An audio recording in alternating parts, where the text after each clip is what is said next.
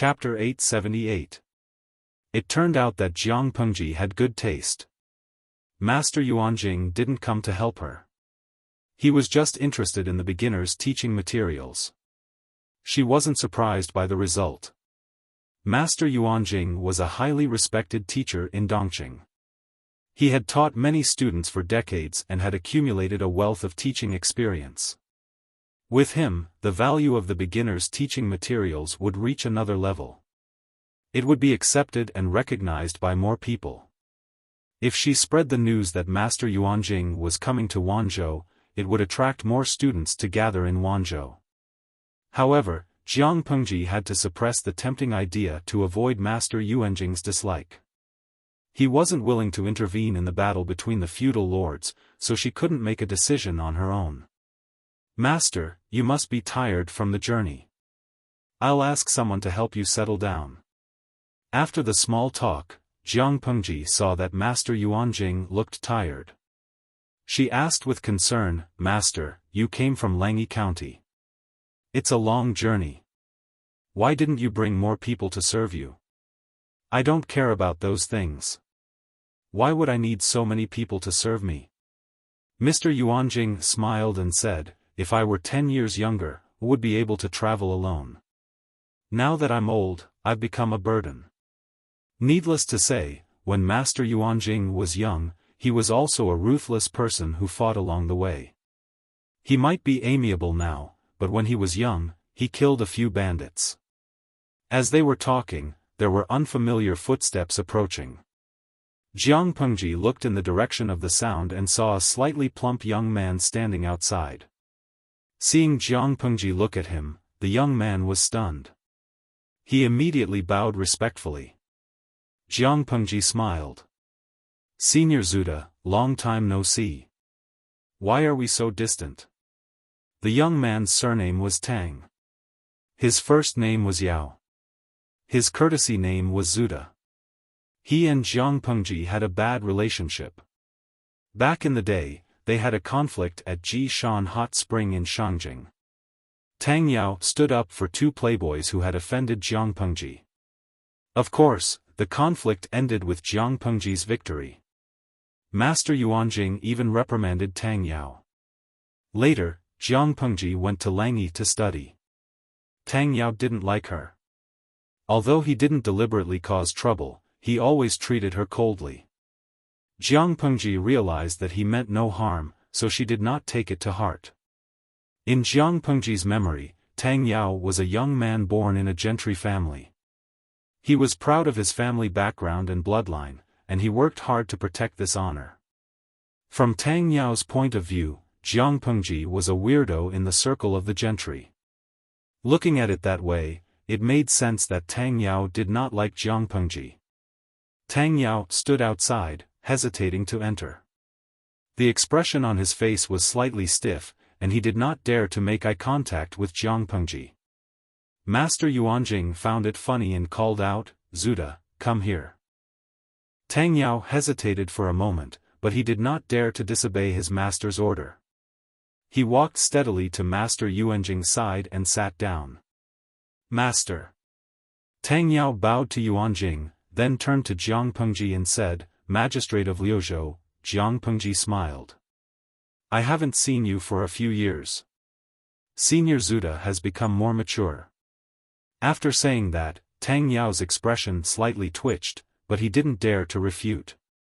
Master Yuanjing smiled and said, Don't blame Zuda. He was shocked too. Surprised? It couldn't be.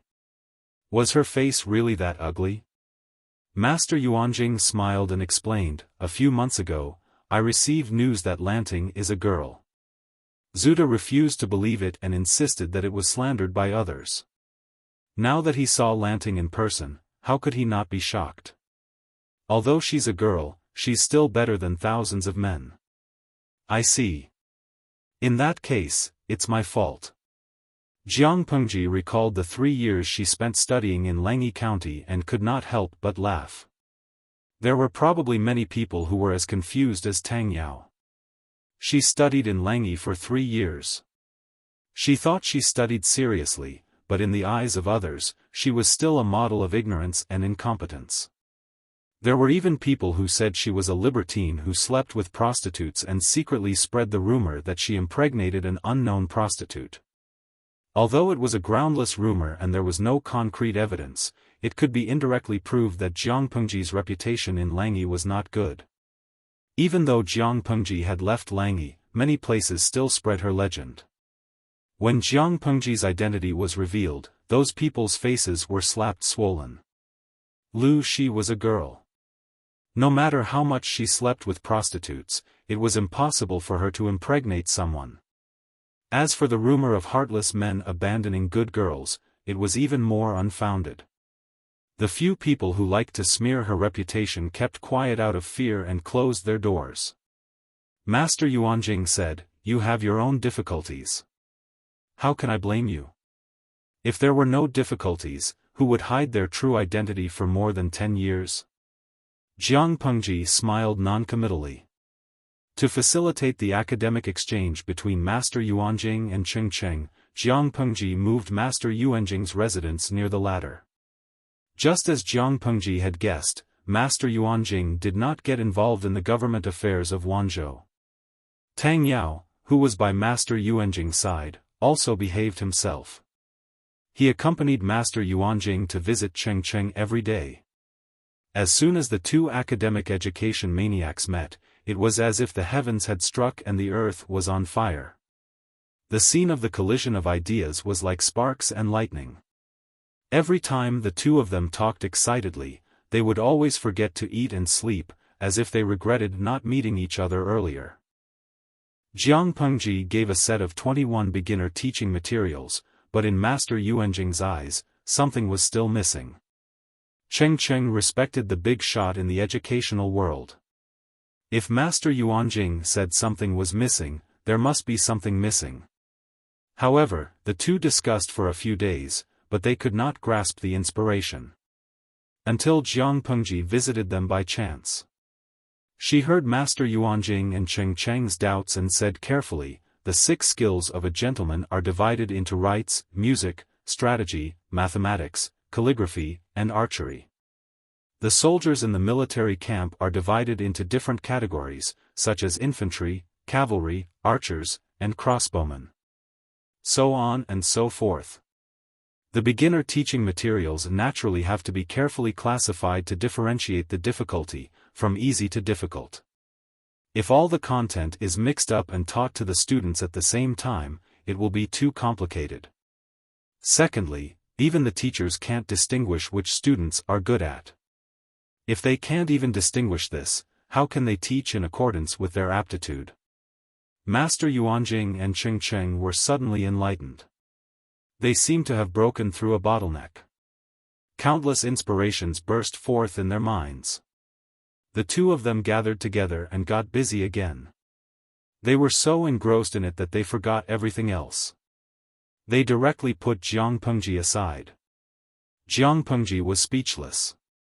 Seeing the strange glint in their eyes, she secretly broke into a cold sweat for the students who would use the teaching materials in the future. No one paid attention to Jiang Pengji. She stayed for a while and was ready to leave. Tang Yao stood up to send her off. Tang Yao deliberately lagged behind and followed behind Jiang Pengji. Before entering the door, Tang Yao said, "Magistrate Lu, I have a question." Jiang Pengji stopped and looked at Tang Yao. "Senior brother Zuda, please ask away." Chapter 879. The audience in the streaming room had a good impression of Tang Yao. Seeing that he kept avoiding Jiang Pengji's gaze, they thought the young man had a crush on their cool streamer. Half a minute ago, they were still optimistic and mistakenly thought that Tang Yao wanted to confess. But, after hearing Tang Yao's words, many of them were furious. "Tang Yao, I'm so angry. Who does this kid think he is? Mo Ling Yin, how dare he say that the little angel by the Lord's side is a humble person? Believe it or not, a bunch of red bean buns will teach him a lesson. Li Jia Macho, I feel that this kid is too naive. No one's wealth comes out of nowhere. He can wear silk and satin and have the right to talk to the streamer face to face. Isn't it because he was born into a good family and has a good ancestor? Raw blueberry juice, is this the legendary difference in family status? To be honest, it's a little annoying. Tens of thousands of years ago, whose ancestors weren't monkeys climbing trees? A few hundred years ago, whose ancestors weren't farmers facing the yellow soil with their backs to the sky? If you have the ability to be proud of having a good ancestor here, why don't you work hard so that your descendants can boast about their ancestors? Su Huan City, everyone understands this, but the ancients didn't listen to this. Otherwise, why would there be hierarchy? The audience in the streaming room discussed, and Jiang Pengji's face darkened. She asked, "Why should I be ridiculed?" Tang Yao's lips moved. Looking at Jiang Pengji's bright eyes, he momentarily forgot how to speak. When he realized what he had said, Jiang Pengji's face darkened. Tang Yao said, "How can the governor be so lowly? Look at the people under your rule. One is a sinner who has been branded, one is the son of a prostitute, one is a mixed blood, and the rest are uncivilized, courageous, and unwise boors. Since it's a great matter to help the world, why do you need to work with such lowly and immoral people? If this matter is spread, the scholars of the world will naturally be ashamed." Jiang Pengji snorted coldly after hearing that. Tang Yao felt a slight chill on his back. He subconsciously took a small step back. An indescribable chill spread from the soles of his feet to his brain. Jiang Pengji sneered. "Oh. But I don't think it's worth laughing at. On the contrary, it's you who said it that's hilarious." Tang Yao's face paled as if someone had nailed him to the spot. Master Yuanjing knew about Tang Yao's problem. He tried to correct it, but it was not very effective. This time, he had brought him here to broaden his horizons, so that he would not be a frog at the bottom of a well. Tang Yao's family background wasn't as high as Feng Jin's, but he wasn't weak either. He grew up with a silver spoon in his mouth, and the people around him instilled in him the idea that his family's bloodline was noble, and that the aristocratic families were born to be superior to the poor. He slowly accepted this kind of brainwashing, and he felt that people from poor families were insignificant and without virtue, and that he shouldn't associate with them. It was because of his admiration for Yuanjing that he became a disciple of the Langyi Academy. This was the first time his outlook on life was impacted. Master Yuanjing paid particular attention to education without discrimination. He always insisted on teaching students in accordance with their aptitude. Therefore, his students had different backgrounds. Tang Yao never interacted with students who weren't part of the landowning households. It seemed very rude, but this kind of behavior was normal among landowning households. Tang Yao was furious. He originally wanted to befriend Jiang Pengji, but he didn't expect her to hang out with people from all walks of life. It was fine that she didn't want to learn, and she slept with other women, but she had the bad habits of eating, drinking, and gambling. She behaved rudely, and she didn't have the slightest moral integrity that a landowning household should have. Jiang Pengji looked at Tang Yao coldly. "The sinner you mentioned, his birth mother was killed by a domineering country gentleman. As a son, how can he be indifferent? When an ordinary man is angry, blood can be spilled. Is it wrong for Xiaoyu to stand up for his mother?" Tang Yao was speechless. His birth mother was killed, and as a son, he was indifferent. Wasn't that extremely unfilial? An unfilial person was an animal. As for the son of a prostitute? If it weren't for such an unfilial and unfaithful animal, would the women in the brothel still have feelings for him and get pregnant? The mistakes of parents don't implicate children. You said that Wenjing was a mixed blood, but in the end, wasn't it because the nobles of Dongqing were cowardly and incompetent, so their land was invaded by foreign clans, and their people were humiliated? If it was a humiliation, shouldn't those nobles, who held their positions without doing any work, commit suicide to apologize? Tang Zuda, I can still listen if you criticize them based on their talents. Using such an excuse to attack others is really the behavior of a despicable person. Tang Yao stood rooted to the ground after being scolded by Jiang Pengji. His ears were ringing. He wanted to refute, but the words were at the tip of his tongue, but he couldn't say them.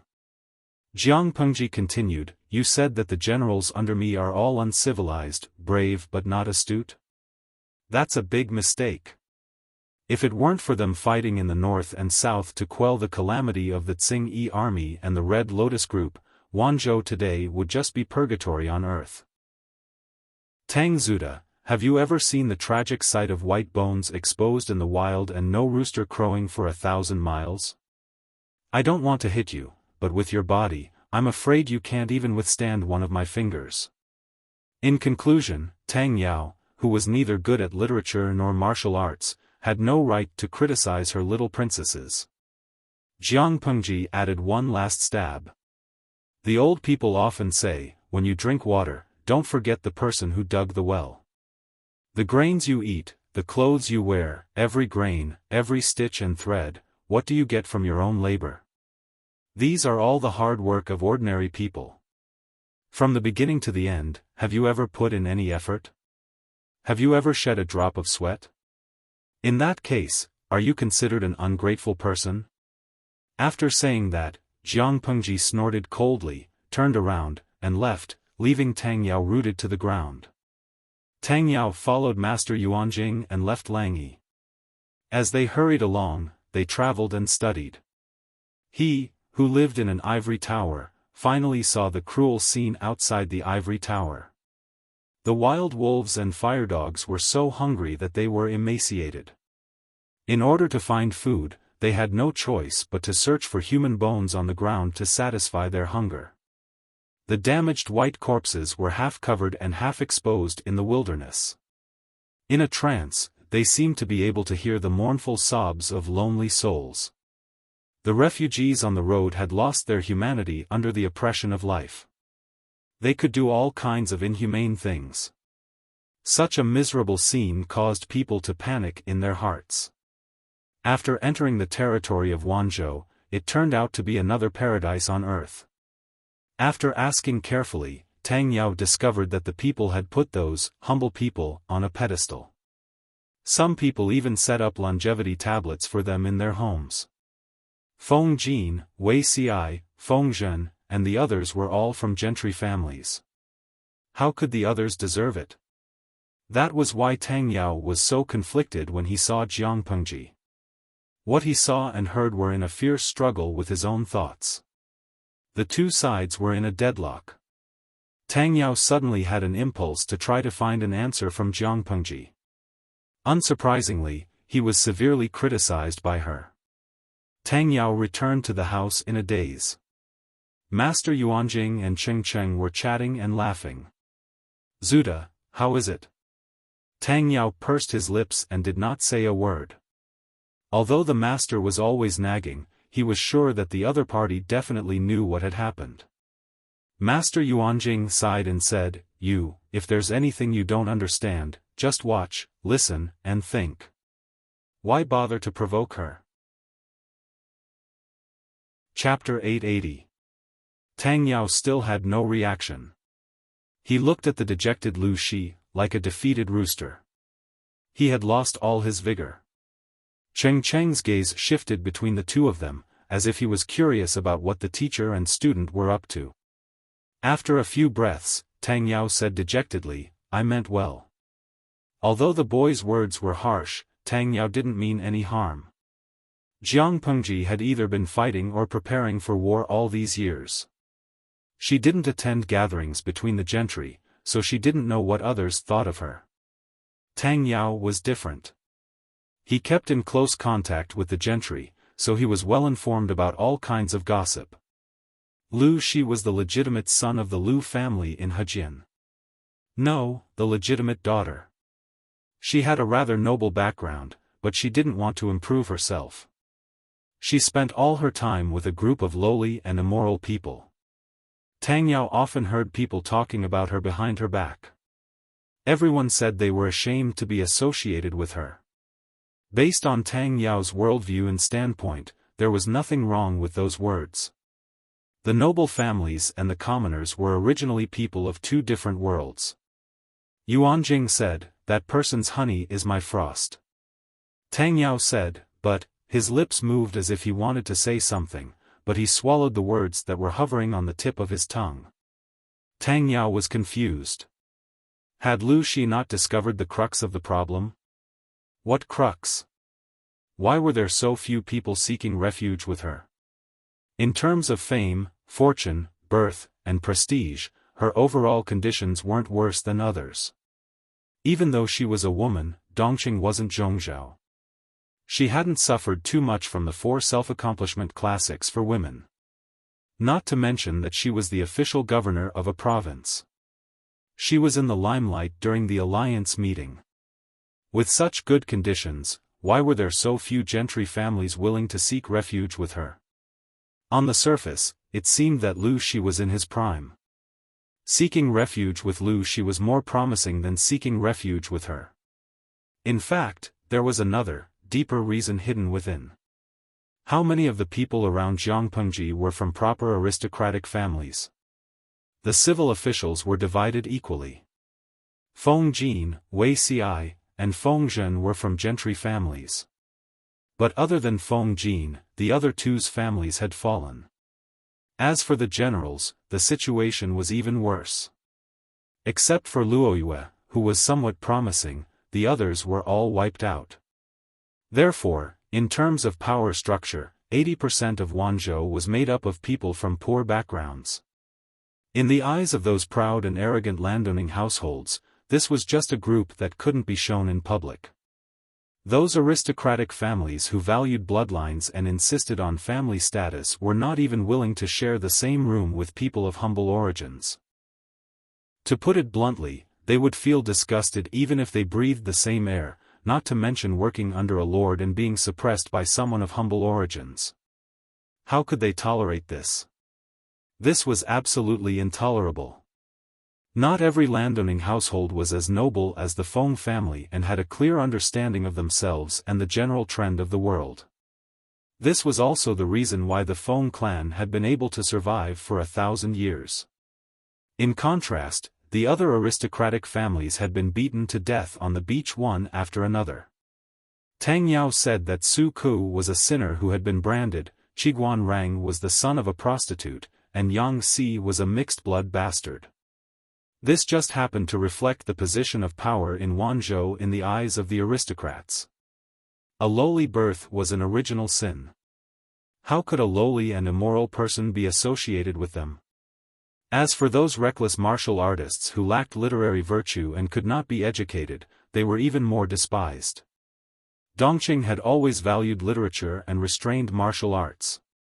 Coupled with their poor birth, the group of martial artists in Wanzhou was naturally looked down upon and despised.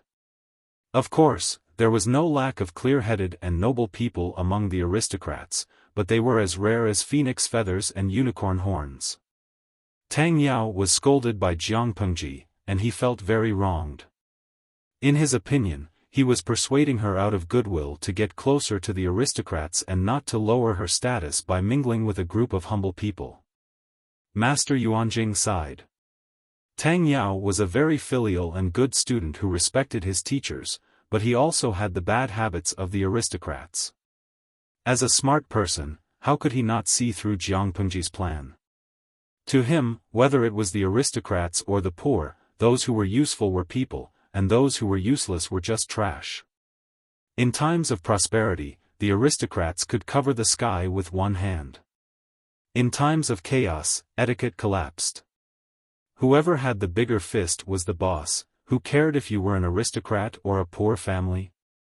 Seeing that Tang Yao's head was still hanging, Yuanjing said, "Lanting is a smart person. How could she not know her own situation?" Tang Yao was even more confused when he said that. If Jiangpengji was really clear about her situation, she should have made better use of her advantages and contacted the aristocrats. But now? The aristocrats had developed a prejudice against her, and none of them were willing to join her. Master Yuanjing said, "Zuda, you don't have to worry too much. The situation will improve in at most 5 years." It was not completely chaotic yet, and the aristocrats were still immersed in the dream of controlling everything. When the north borderline was destroyed, you don't care about me now, and you won't be able to reach me in the future. Cheng Cheng heard that and glanced at Master Yuanjing from the corner of his eyes. Cheng Cheng and Jiang Pengji were like teachers and friends. He vaguely knew about the latter's plan. He did not expect the teacher in Lengjia County to be able to see through everything so keenly. Master Yuanjing said to Tang Yao, "Zuda, come here and help me organize." Instead of letting the student go out and offend people, it was better to keep him by his side and help him compile the teaching materials to avoid getting into trouble. Putting aside Tang Yao's other qualities, at least his talent was worthy of recognition. Little did he know that Master Yuanjing's decision allowed Tang Yao to avoid a fatal crisis. Tang Yao and Jiang Pengji's conversation did not go unnoticed. The content of the conversation spread out and soon reached the ears of a few people involved. Su Ke's expression was cold. Qiguan Rang sneered when he heard that. Yang Si snorted and went straight to the door. As mentioned earlier, Yang Si's teacher was Master Yuanjing. If one were to get to the bottom of it, he and Tang Yao could be considered brothers of the same master. In his early years, Master Yuanjing traveled abroad to train himself and pick up good seedlings from his family. Yang Si, who was still a baby, was abandoned by his mother behind the door of a cheap hostel near the brothel. The place was remote and cold. When he was about to cry his last breath, Master Yuanjing happened to be practicing his sword in the backyard of the hostel. He heard the noise and picked up the baby. Master Yuanjing knew the child's background, so he did not deliberately look for the child's mother. Instead, he found a farmer nearby to raise the child. Otherwise, with Yang Si's status, how could he learn to read and write? Yang Si did not come to beat him up, and he did not introduce himself as soon as they met. Instead, he called himself Master Yuanjing's student. Tang Yao did not know his background, so he was foolishly tricked by Yang Si to learn from each other. After a round of competition, Tang Yao lost more than he won. "May I know where you are from, senior?" Tang Yao asked in hindsight. His attitude was sincere and humble. Yang Si smiled insincerely and said, "I'm from Dingjun in Chenzhou." Tang Yao's heart skipped a beat when he heard the address. He had a vague bad feeling. As expected, Yang Si stood up and flicked his sleeves. He looked humble, but he was actually mocking the other party. "He's just the son of a prostitute. He's just a lowly and immoral person. How is he qualified to be called by you?" Chapter 881. Yang Si seemed calm, but in fact, he was a hot-tempered person who refused to suffer losses. Wei Ci owed him 1 copper coin worth of buns, and Yang Si could also remember it well. With the compound interest, it turned into several strings of cash. He even dared to trick his best friend, let alone a brat who spoke rudely to him. If it were not for Master Yuanjing and the Lord, Yang Si would definitely not let it go so easily. By the time Wei Ci heard about Tang Yao's incident, the weather had already turned completely cold. He carefully recalled and could not help but sigh. Yang Si and Tang Yao were destined to be enemies. In his previous life, both Yang Si and Tang Yao served under Huang Song. At that time, the world was already in chaos, and the 5 kingdoms were no more. The wars between the feudal vassals became more and more intense, and the aristocratic families all took sides. Tang Yao, who had a deep prejudice against the poor, had no choice but to become an official for the sake of his family's grand plan. He chose Huang Song, who was one of the most powerful people at that time. As soon as Tang Yao arrived at Huang Song's camp, he was put in an important position and made contributions twice. He was born into a landowning household. With his addition, the landowning household under Huang Song's banner suddenly grew in power.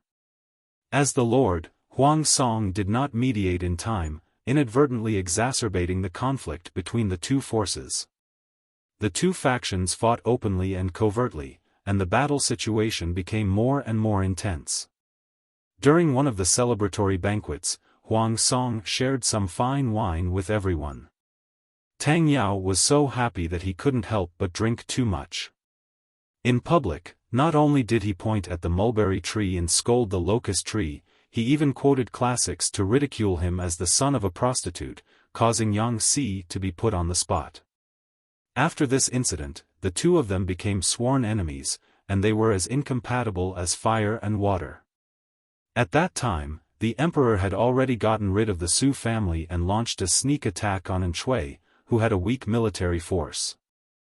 The conflict between her and Huang Song had been made public. After the two sides rested and reorganized, they tacitly gathered their forces and prepared for a battle to the death.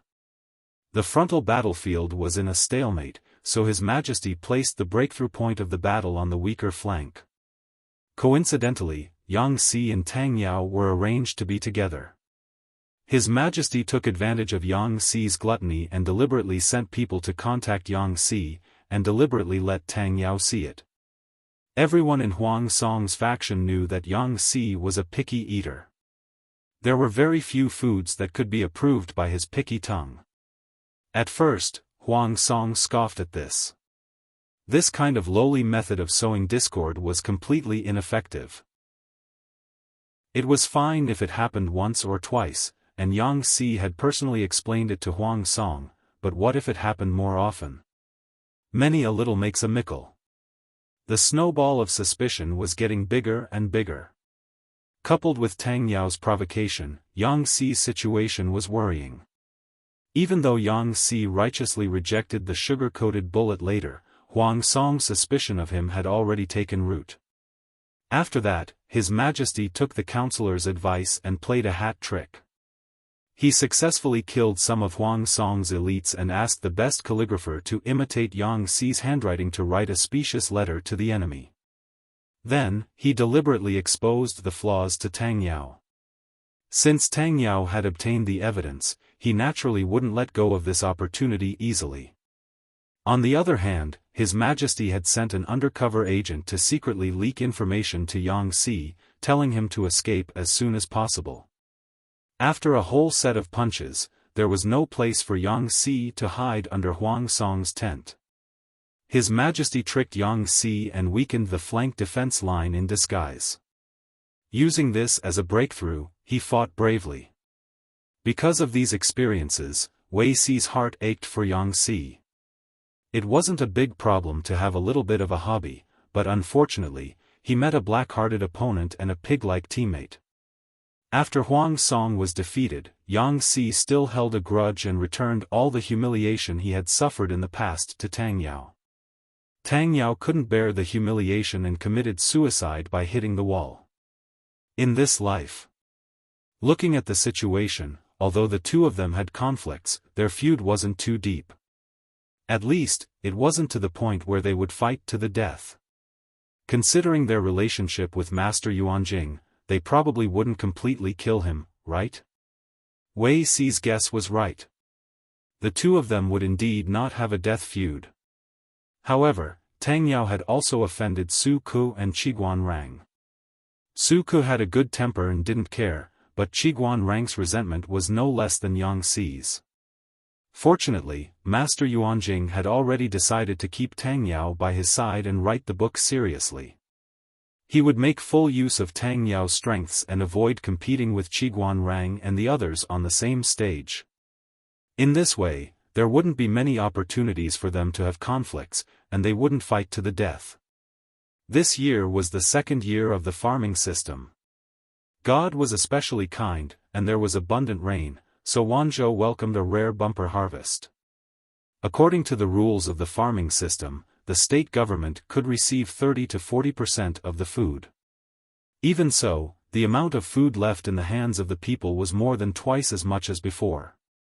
The taxes collected by the state government filled the warehouse to the brim. According to Su Ke's calculations, it was enough to support Wanzhou's expenses for 3 years. When Jiang Pengji received the news, she had already taken Qiguan Rang and the others to Chongzhou. Yang Si went to Hu County according to the original plan. Feng Jin and Su Ke stayed in Wanzhou to look after the house. Of course, looking after the house in a place like Wanzhou wasn't an easy job. Feng Jin looked at the blueprint of the golden scale pavilion that his lord had left behind. He was so angry that his vision turned black. He deeply regretted making such a bad friend. Apart from the huge project of the golden scale pavilion, he and Su Ke had to receive famous scholars and big shots from all over Dongqing. When the golden scale pavilion was completed, it was estimated that they would welcome a large number of scholars from poor families. Just thinking about the huge workload, even a gentleman like Feng Jin wanted to curse and strangle his lord to death. Because of this deceitful lord, he and Jingxian didn't dare to ask for the second treasure. Doesn't your conscience hurt? A proper and elegant gentleman was now forced by Jiang Pengji to the point that he was about to become an iron-eating beast. Master, master.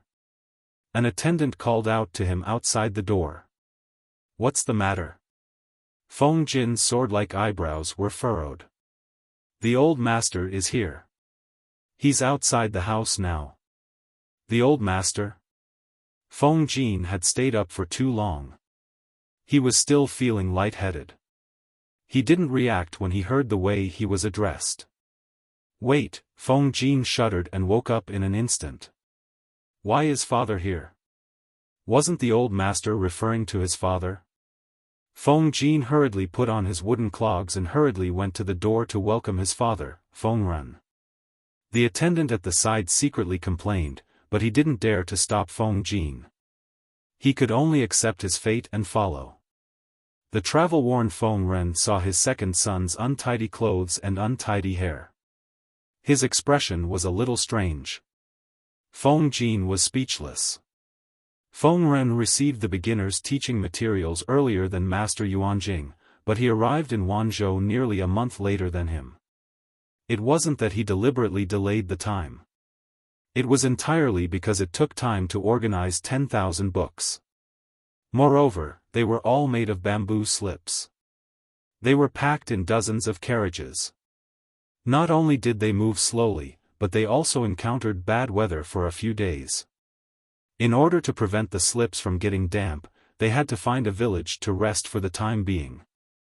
After some delay, how could his walking speed compare to Master Yuanjing's group, who had a light carriage? Your clothes are untidy and you don't care about your appearance. How dare you appear in public like this? What a scandal! Feng Ren frowned. His second son had always been steady. He didn't expect that after Feng Jin got married and became a father, he became more and more degenerate. Feng Jin was speechless. Chapter 882. Before late autumn, Jiang Pengji successfully arrived at the Chongzhou capital with more than 10,000 troops and horses and the little princess's resentment buff. Chongzhou was more northerly than Wanzhou, and the omen of winter could already be felt. When Feng Zhen and Qiguan Rang each held onto their fur cloaks and refused to let go, Jiang Pengji was still graceful. Zhengtu, is there anyone in front to receive us? Jiang Pengji called out to Fu Wang, who was leading the troops from a distance.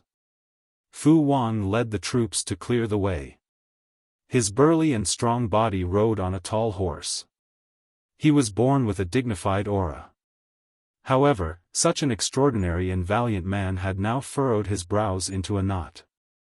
Just by looking at his face, outsiders could tell that he had a lot on his mind. Hearing his lord's call from behind, Fu Wang's heart overflowed with anxiety. Jiang Pengji knew what he was anxious about. Fu Wang seemed to miss Huijun very much. He often sent her all kinds of things through the hands of others.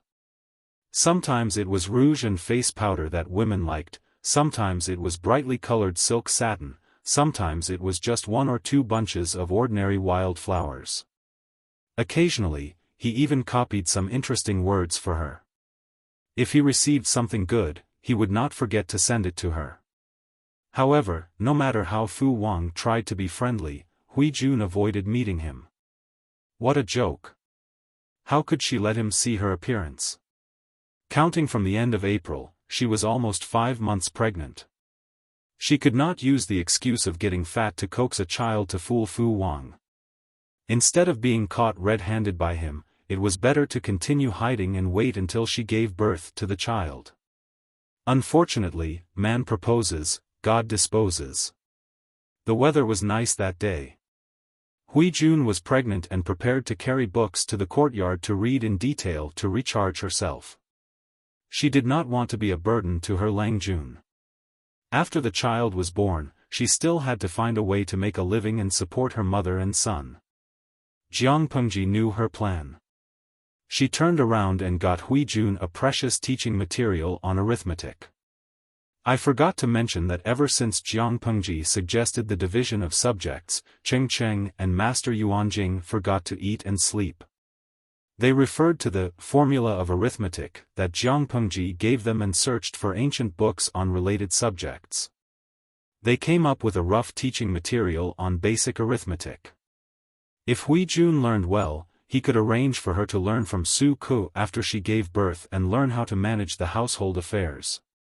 Just as she was charging, she realized that a large patch of dark clouds had descended on her head. When she looked up, a tall and burly general stood in front of her, blocking the sun above her head. The other party's tiger eyes stared at her lower abdomen in confusion. His whole body froze on the spot, motionless, as if someone had pressed the pause button. At that moment, Hui Jun was so shocked that her soul almost left her body. This face, she was not dead. Hui Jun was so frightened that she did not even bother to put on her wooden clogs. She got up and pushed Fu Wang away, running barefoot into the house. Fu Wang, Hui Jun was not as tall as Fu Wang. Not only were her legs shorter, but she also had to take care of the child in her belly, so she did not dare to run too fast. Before she could take 2 steps, Fu Wang grabbed her by the collar and pulled her back. Mine? Fu Wang stared at her stomach and raised his eyebrows. Hui Jun did not say a word. Fu Wang picked her up and placed her in the corridor. He then picked up her wooden clogs. Forget it, it's yours anyway. Fu Wang had been in Wanzhou for some time. Although Jiang Pengji had long concealed Huijuan's identity, if Fu Wang was determined to investigate, he would more or less find out something. Moreover, when Fu Wang met Hui Jun, she was still the Empress of the Dongqing Emperor. I'm going to Chongzhou with the Lord to prepare for the war. I'm afraid I won't be back for a few years, so I wanted to come and see you. He did not expect her to give him such a big surprise. He was almost scared out of his wits. Hui Jun did not speak. She only used her right hand to cover her stomach and her left hand to tightly grasp the teaching materials that Jiang Pengji had given her. I've asked the Lord. You're unmarried now. The Dongqing Emperor was completely dead, and the 4th prince, Wu Ma Jun, was only left with a skeleton. Hui Jun should be considered a widow now. Since she was a widow, she was unmarried. After a while, Fu Wang tried to reach out to touch Huijuan's stomach. She was so scared that her whole body tensed up. When I come back, I'll teach him martial arts and reading. I won't let you work too hard. If you run into any trouble, take this to my former deputy general. He's stationed here now. If he sees this thing, he'll definitely help you if he can. Hui Jun looked at Fu Wang with a strange expression. He was not even sure who the child in her stomach belonged to. How dare he say that? Fu Wang was talking to himself. Hui Jun said with slight awkwardness, Fu. General Fu, what do you mean? You've accepted all the things I've given you over the past few months. After hearing that, Hui Jun almost could not react. She thought that Fu Wang's first reaction when he saw her was to take something and chop her into pieces to vent his anger. At Jiamen Pass, if she had not purposely set a trap for Fu Wang, even if he had lost, he would not have lost so badly. She did not think that this man was really interested in her. Fu Wang passed the token that he always carried with him to her hand. He said a few words in a hurry, then climbed over the wall and left. Hui Jun was speechless. She was wondering how Fu Wang, this uncouth man, could sneak in without a sound. Did he climb over the wall? Thinking of this, Hui Jun could not help but frown. Lecher, you actually think that the Lord's backyard is your home? Fu Wang liked Hui Jun. Knowing that she was pregnant, he changed the things he usually gave her to good medicinal herbs that were gentle and nourishing. As for whose child Hui Jun was, he did not think much about it. Tsang Prefecture was located in the north, and part of it was bordered by the mutated tribe. The mutated tribe was fierce and often killed people. The border was in constant chaos, causing women to lose their husbands and children to lose their fathers. After many women lost their husbands, they would still bring their ex-husband's child to marry their current husband. The current husband was also generous to his stepson, and most of them treated him like his own. This was because no one knew when something would happen to them. Raising their stepson seriously was no different from raising their own son. Fu Wang had been raised by a pack of wolves, and his adoptive father, Fu Yang, had brought him along. He had lived in such a tough environment for more than 10 years. Under the influence of what he saw and heard, Fu Wang did not feel too conflicted. As long as Hui Jun was his, then Huijun's child would also be his. He was currently preoccupied because when he left, he had sneaked a look at Hui Jun and found that her belly had grown a lot bigger. Fu Wang had once seen a woman give birth, and that had been a psychological scar for the rest of his life. There was a peasant family at the border.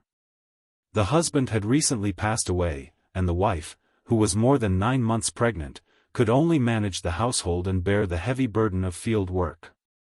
Unexpectedly, she was too tired, and her amniotic fluid broke, and she was about to give birth on the spot.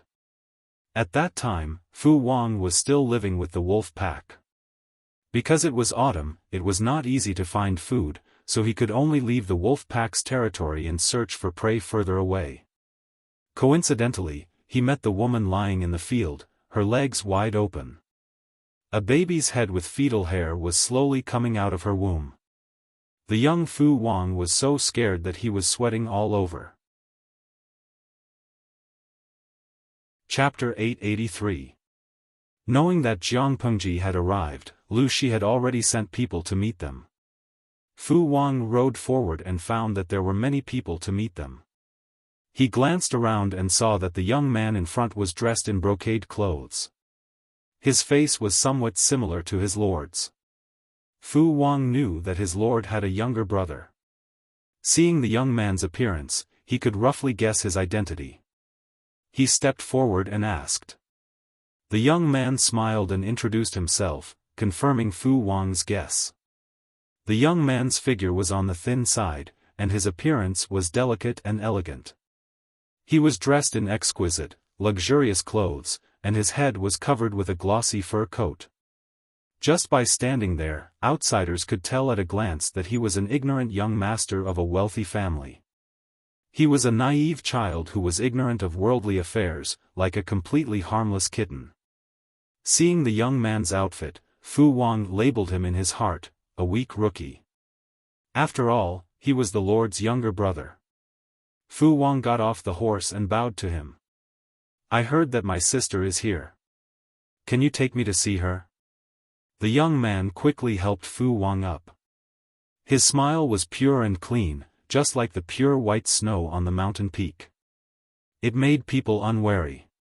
Fu Wang had never heard that his lord was close to her younger brother, but he had never heard any bad rumors either. Seeing that the young man was so excited and eager, Fu Wang's cold expression softened slightly. He stood up straight. His tall and burly body made the young man feel inferior. Of course. Fu Wang got on the horse again. The young man also asked his servants to bring his mount over.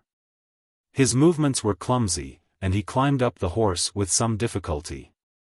Because of the waste of time, the young man smiled at Fu Wang a little embarrassedly after he sat down. "General, please lead the way lest my sister gets anxious." Fu Wang didn't comment. He led the young man to see Jiang Pengji. The young man sat on the back of the horse. He held the reins with one hand and clumsily pressed his hair scarf with the other. He used his arm to block the whistling autumn wind. Seeing that, Fu Wang could not help but label the young man as a good-looking but useless vase. He was a man, but he was so rusty in horsemanship. It was really embarrassing. Fu Wang silently led the way and brought the young man to Jiang Pengji. When the young man slowly appeared in the camera range of the streaming room on a tall horse, the audience was already screaming. "Xiahou Zixuan, oh my God, I just saw my first love. Lian Mianzi, how shameless. That's my baby's fiancé. Which little b** tch wants to snatch him from my baby? Nongfu Shanquan Yudiangshuan, don't you think that this young man looks a bit like the streamer?"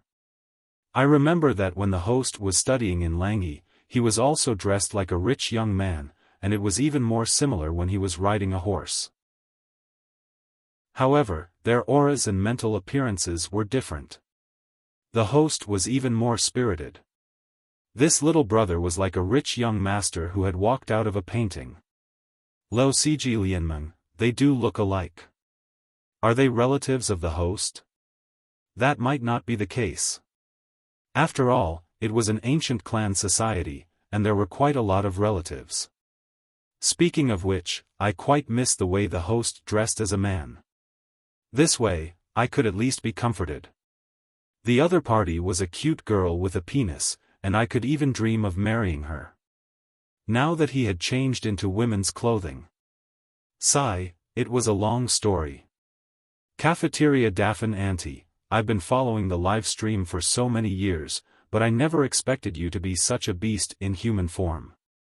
The live broadcast room was still a sea of red bullet screens. Occasionally, a few pitiful blue bullet screens floated by, but they were instantly drowned by the sea of red.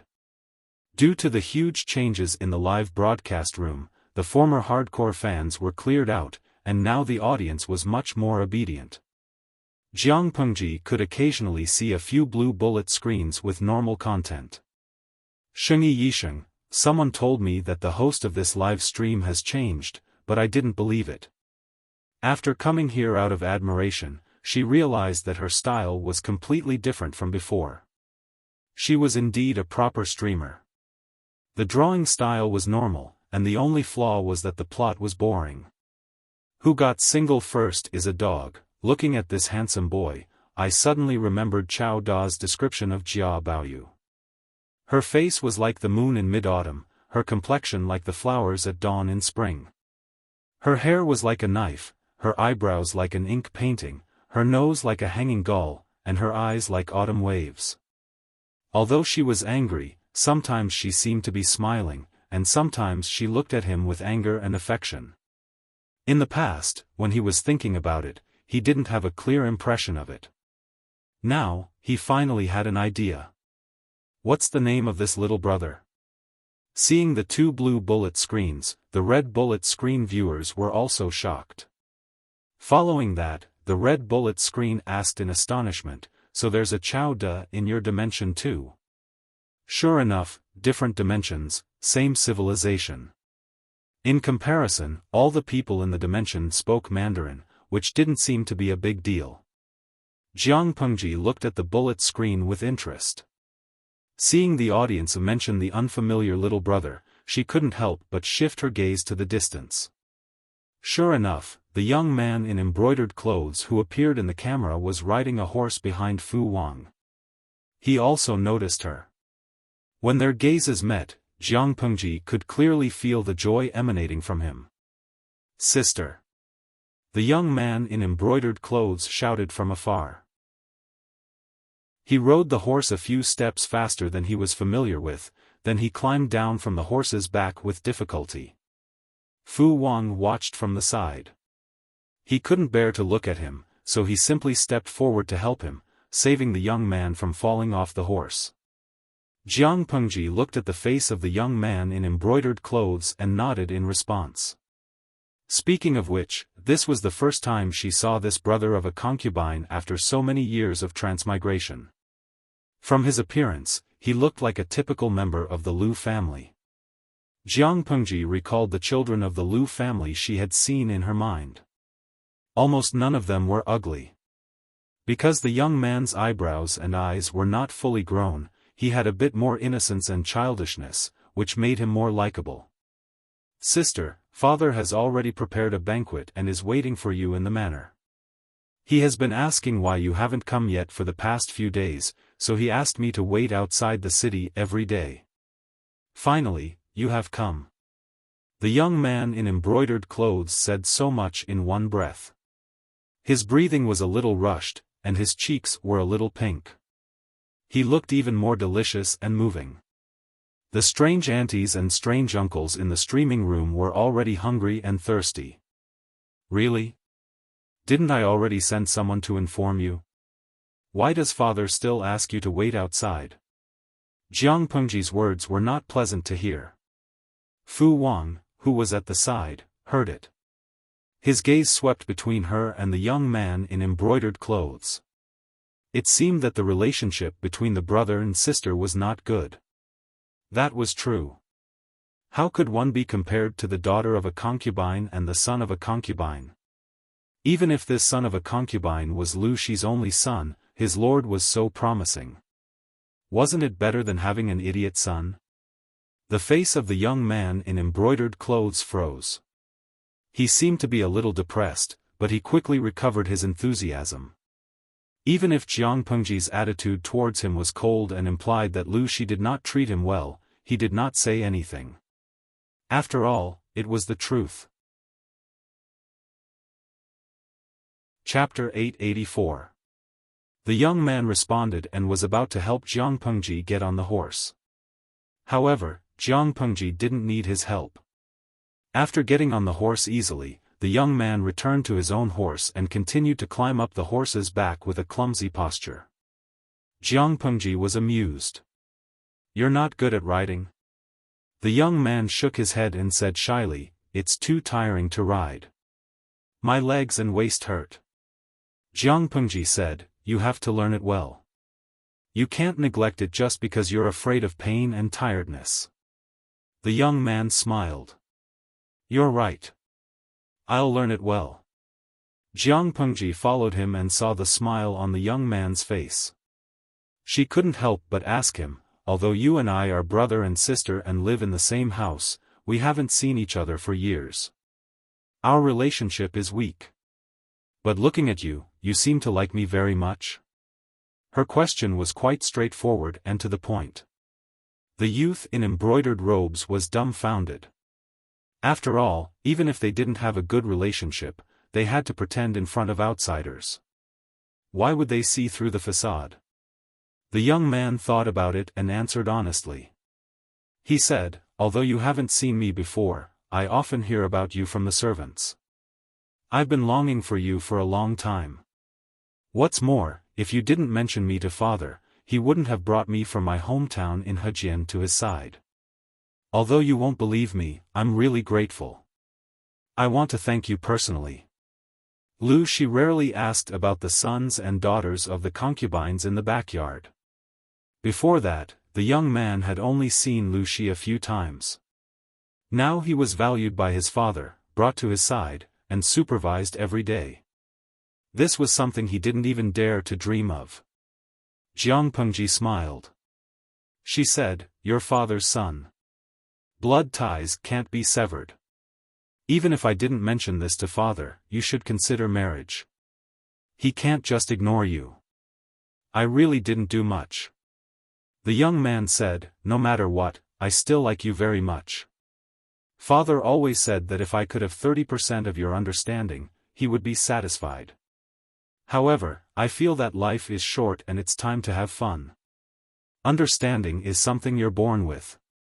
It can't be forced. No matter how hard I try, I can't do it well. I might as well forget about it. Anyway, father and sister won't let me starve to death on the streets. Jiang Pengji couldn't help but smile. She said, life is short, so it's time to have fun. Zisher often said the same thing. If you meet, you might have a common language. You're the son of the family. Father won't allow you to muddle along. The embroidered-clothed youth said, Zisher?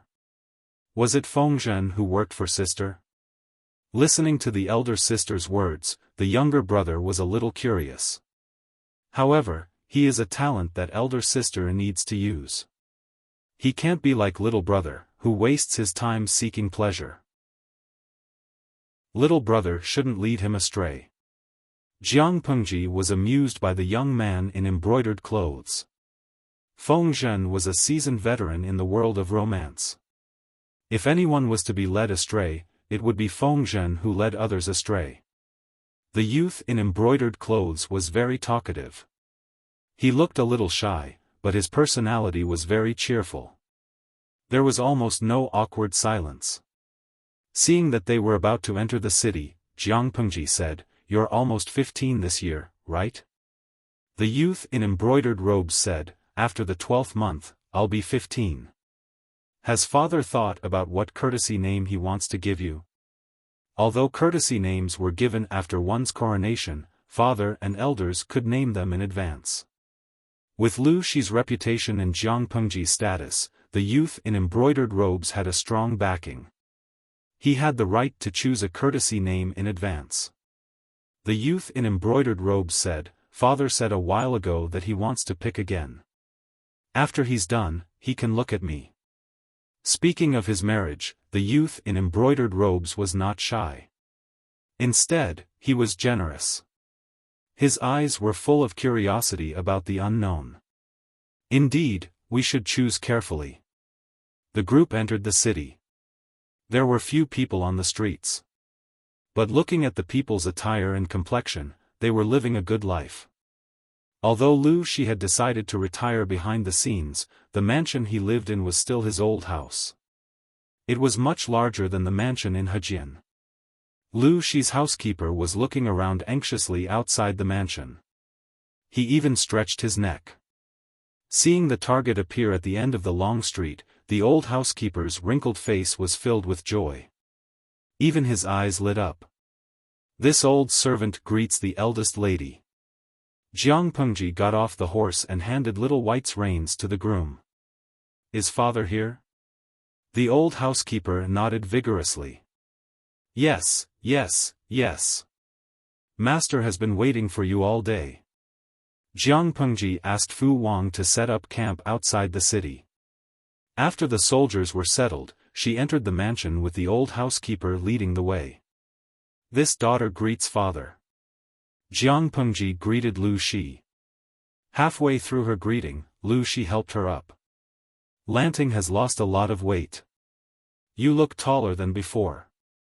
Jiang Pengji was only half a head shorter than Lu Shi and half a head taller than her brother. This height was not considered short among men, not to mention that she was a woman. She really stood out from the crowd. Whether it was Jiang Pengji or Lu Shi, neither of them liked to stir up emotions. The youth in embroidered robes said, Father, I think she is tired from the long journey. Why don't you ask someone to prepare some hot soup and help her change? Lu Shi said, Zhao is right. I was too careless. Then, he called for the servant girl. Jiang Pengji closed the streaming room and went to wash up with the servant girl. This room doesn't look like it was cleaned recently. The servant girl said, It has always been here. Master has prepared it for you since he came here. Jiang Pengji looked down. Thank you, father. She took a good bath and the servant girl brought in luxurious clothes and turtle shell jewelry. After dressing up, she looked at the woman in the bronze mirror and curled her lips stiffly. It was the first time she dressed up like a woman since her transmigration. She put on makeup and put on the best clothes. She and the youth in embroidered robes looked like sister and brother. It was as if they came from the same womb. Jiang Pengji looked down and picked up a sandalwood brocade fan from the servant girl's plate. Let's go. Jiang Pengji went to the main hall and found a few unfamiliar faces there. They were all dressed in formal attire. Lu Shi was talking to them. When he saw Jiang Pengji, he quickly got up. He said, "Lanting, come to your father's side." Jiang Pengji walked over, and the middle-aged men all looked at her with scrutinizing eyes. They all had the same question in their eyes: was this the woman chosen by the magistrate of Liuzhou? Some people snorted disapprovingly, some were deep in thought, and some closed their eyes. They behaved like outsiders. Jiang Pengji did not need Lu Shi to introduce them. She knew that they must be related to the aristocratic families of Chongzhou. Chapter 885. Jiang Pengji sat down on the seat to the right of Lu Shi.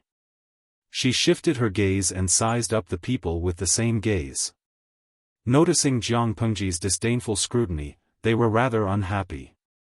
They were Lu Shi's distinguished guests and usually treated him as equals. As Lu Shi's daughter, Jiang Pengji was supposed to greet them as a junior. Not only did she not greet them, but she also arrogantly skipped over it. Now she was looking at them with such a rude gaze. For a moment, everyone was a little unhappy. Their opinions of Jiang Pengji grew. Lu Shi saw all of this. He knew his daughter's temperament. It would definitely be the charaba again later. He took the initiative to bridge the gap between Jiang Pengji and the aristocrats of Chongzhou, trying to ease the awkward atmosphere between them. At that moment, one of them spoke up. He asked, "Magistrate Lu said earlier that he had an important matter to discuss with us. What is it?" Jiang Pengji sat upright in her seat. Her right hand held the handle of her sandalwood brocade fan. She tapped the palm of her left hand from time to time. She was bored, so she turned on the live stream. The audience thought that Jiang Pengji's live stream for the day had ended. They went home and looked for their mothers. They didn't expect the live stream, which had been off for almost an hour, to suddenly turn on. Everyone quickly clicked on it. A few middle-aged men appeared on the screen. Looking at their sitting postures and the surrounding environment, they were probably having a meeting. The audience harbored this doubt and went to look for their streamer. They searched and searched. Where did the streamer go? The audience was stunned. A scary thought popped up in their heads. Could it be that the streamer in the live stream room had changed again in such a short time? Little Smart Express, Sigma, Degree, Asterisk, Jiaodo Sac, this elegant lady, who are you? Li Hua Sueyu, I'm shocked. So our streamer is a crossdresser? He's so beautiful. He looks like the husband of the baby. Shuining Yi, to the previous commenter, eat baby's machete. That's obviously my husband. Iji roasted chicken, I'm shocked. This is definitely a lifetime series. Oh my god, the streamer actually knows how to put on makeup and crossdressing. Jiang Pengji rarely put on makeup. She was usually barefaced. Of course, her skin had always been good. Even without makeup, her looks were above average. Now, with the help of the maidservant, her looks had been raised to 10 points.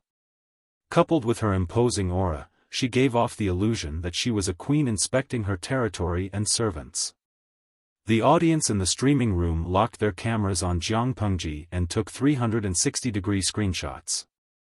Jiang Pengji had been streaming for more than 6 years, but it was the first time the audience saw her dressed like a noble girl.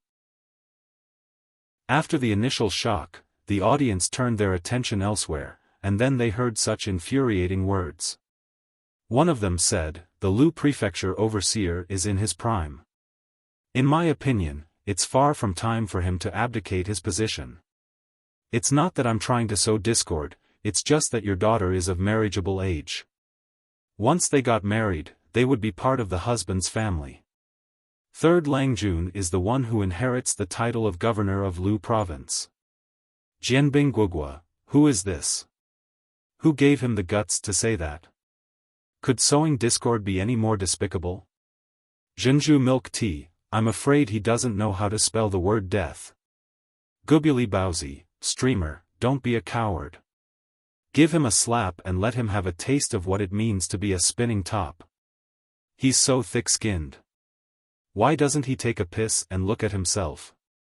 Is our little fairy someone you mortals can casually criticize? The audience was fuming with rage. Who didn't crawl out of their mother's womb?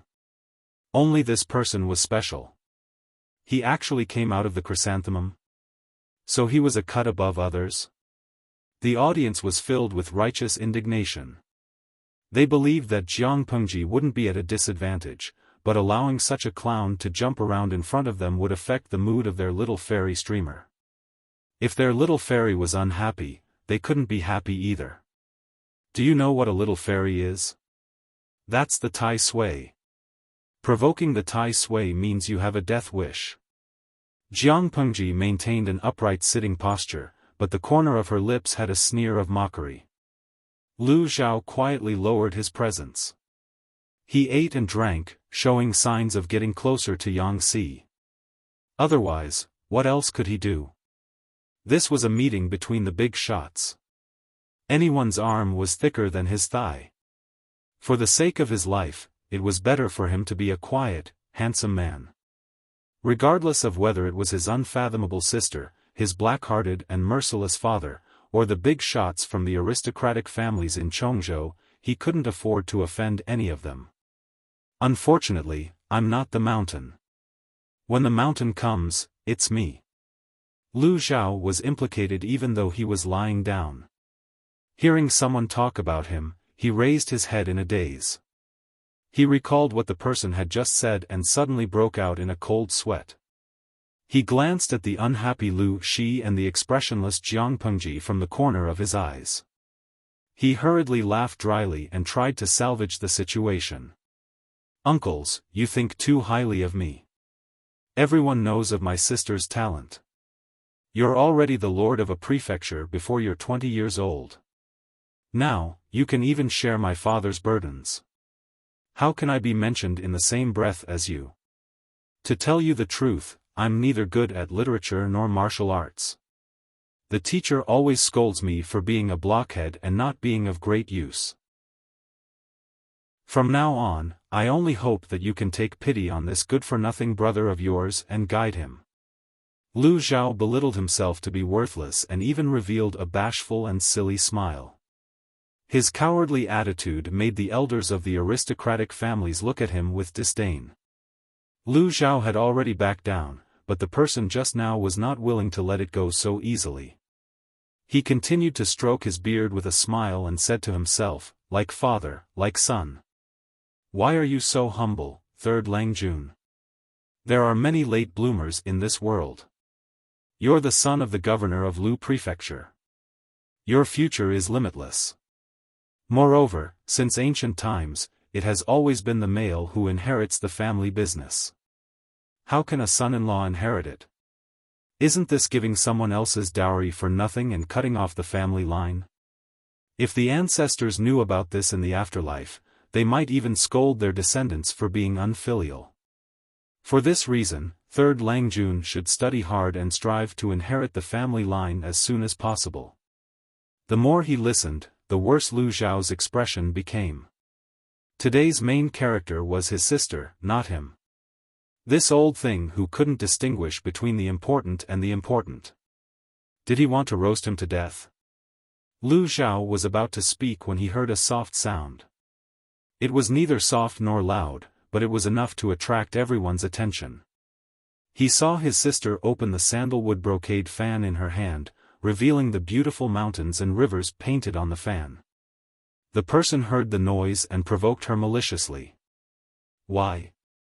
Does the eldest lady of the Lu family think that I'm wrong? Jiang Pengji looked at him with a cold smile. The person smiled proudly as if he had won a battle. In his opinion, Jiang Pengji couldn't win against him in an argument, so she had nothing to say. TSK, he thought she would be difficult to deal with. To put it bluntly, she was just a woman who could not withstand a single blow. Chapter 886. Hearing that, the man's face turned green and white. Jiang Pengji waved her fan and said leisurely, "You have a good relationship with my father, but you don't have the right to call yourself my elder, let alone address me as the eldest lady of the Lu family. Is that something you can call me? To put it bluntly, you have already offended your superiors and have no respect for the law. According to Dongqing's laws, if I want to punish you with a small punishment, no one can find fault with it, right?" The man's expression froze. He couldn't breathe, but he couldn't swallow it. Not long ago, he was still proud of himself, laughing at the little girl who gave in to him. He didn't expect her to use her power to oppress him. Did she have no shame? Oh, the little fairy has always been shameless. To prevent Jiang Pengji from continuing to attack him, he could only tidy up his state of mind and solemnly pay his respects just now. Jiang Pengji suddenly stabbed him in the heart. "Just now, you said that I am of marriageable age. To put it bluntly, it's something that even my father doesn't care about, but you can't wait. At the very least, I can find a son-in-law, and their children will all have the surname Lu. After all, they will still have the blood of the Lu family. It's better than adopting someone else's fake son and pretending to raise him as one's own son. It's better." After she finished speaking, she looked at him with a faint smile. She raised her hand and closed the sandalwood brocade fan, tapping it rhythmically on her palm. The man's expression became extremely ugly. Not only was Jiang Pengji using her power to oppress him, but there was also the meaning behind her words. Everyone in Chongzhou knew that it was difficult for him to have children. He had many daughters, but there was no sign of a son. To prevent the direct line of descent from being abandoned, he could only adopt a nephew from one of his brothers as a fake son. He was still fuming. He didn't expect such an embarrassing matter to be spoken of in public by a little girl who was still wet behind the ears. His reputation was on the floor. Didn't Lu Shi just rush to Chongzhou today? Why was he so familiar with the matters in Chongzhou? Unbeknownst to him, Jiang Pengji had no time to understand the power network in Chongzhou, let alone know who they were. But that wasn't important. Jiang Pengji lowered her eyes and said, "Since it's your first offense, I won't hold it against you. Get up." The man was furious. When the others saw the situation, they re-evaluated Jiang Pengji. Zhang Xian had thought that the other party had a good temper, but from the looks of it, it turned out that the other party had a sharp personality. She didn't understand the ways of the world. If she didn't know how to build a good relationship with them at this time, she would suffer in the future. Chongzhou was not a place where a prefecture magistrate could cover the sky with one hand. Back then, Jiang Pengji had suggested that Lu Shi fight for the position of Chongzhou's magistrate. There were two reasons: the aristocratic families were scarce and they were rich in sandalwood. Landowning households were scarce, but it wasn't as if they didn't exist. On the contrary, it was precisely because of the small number of landowning households that they were especially close to one another, and their marriages were also very solid. Lu Shi had been operating in Chongzhou for many years and had only obtained a portion of the authority. The other portion was in the hands of these aristocratic families. If they sincerely wanted to cause trouble for Jiang Pengji, although it would not be to the extent of making it difficult for her to move, it would be enough to annoy her to the point of being badly battered. Lu Shi purposely arranged for both parties to meet.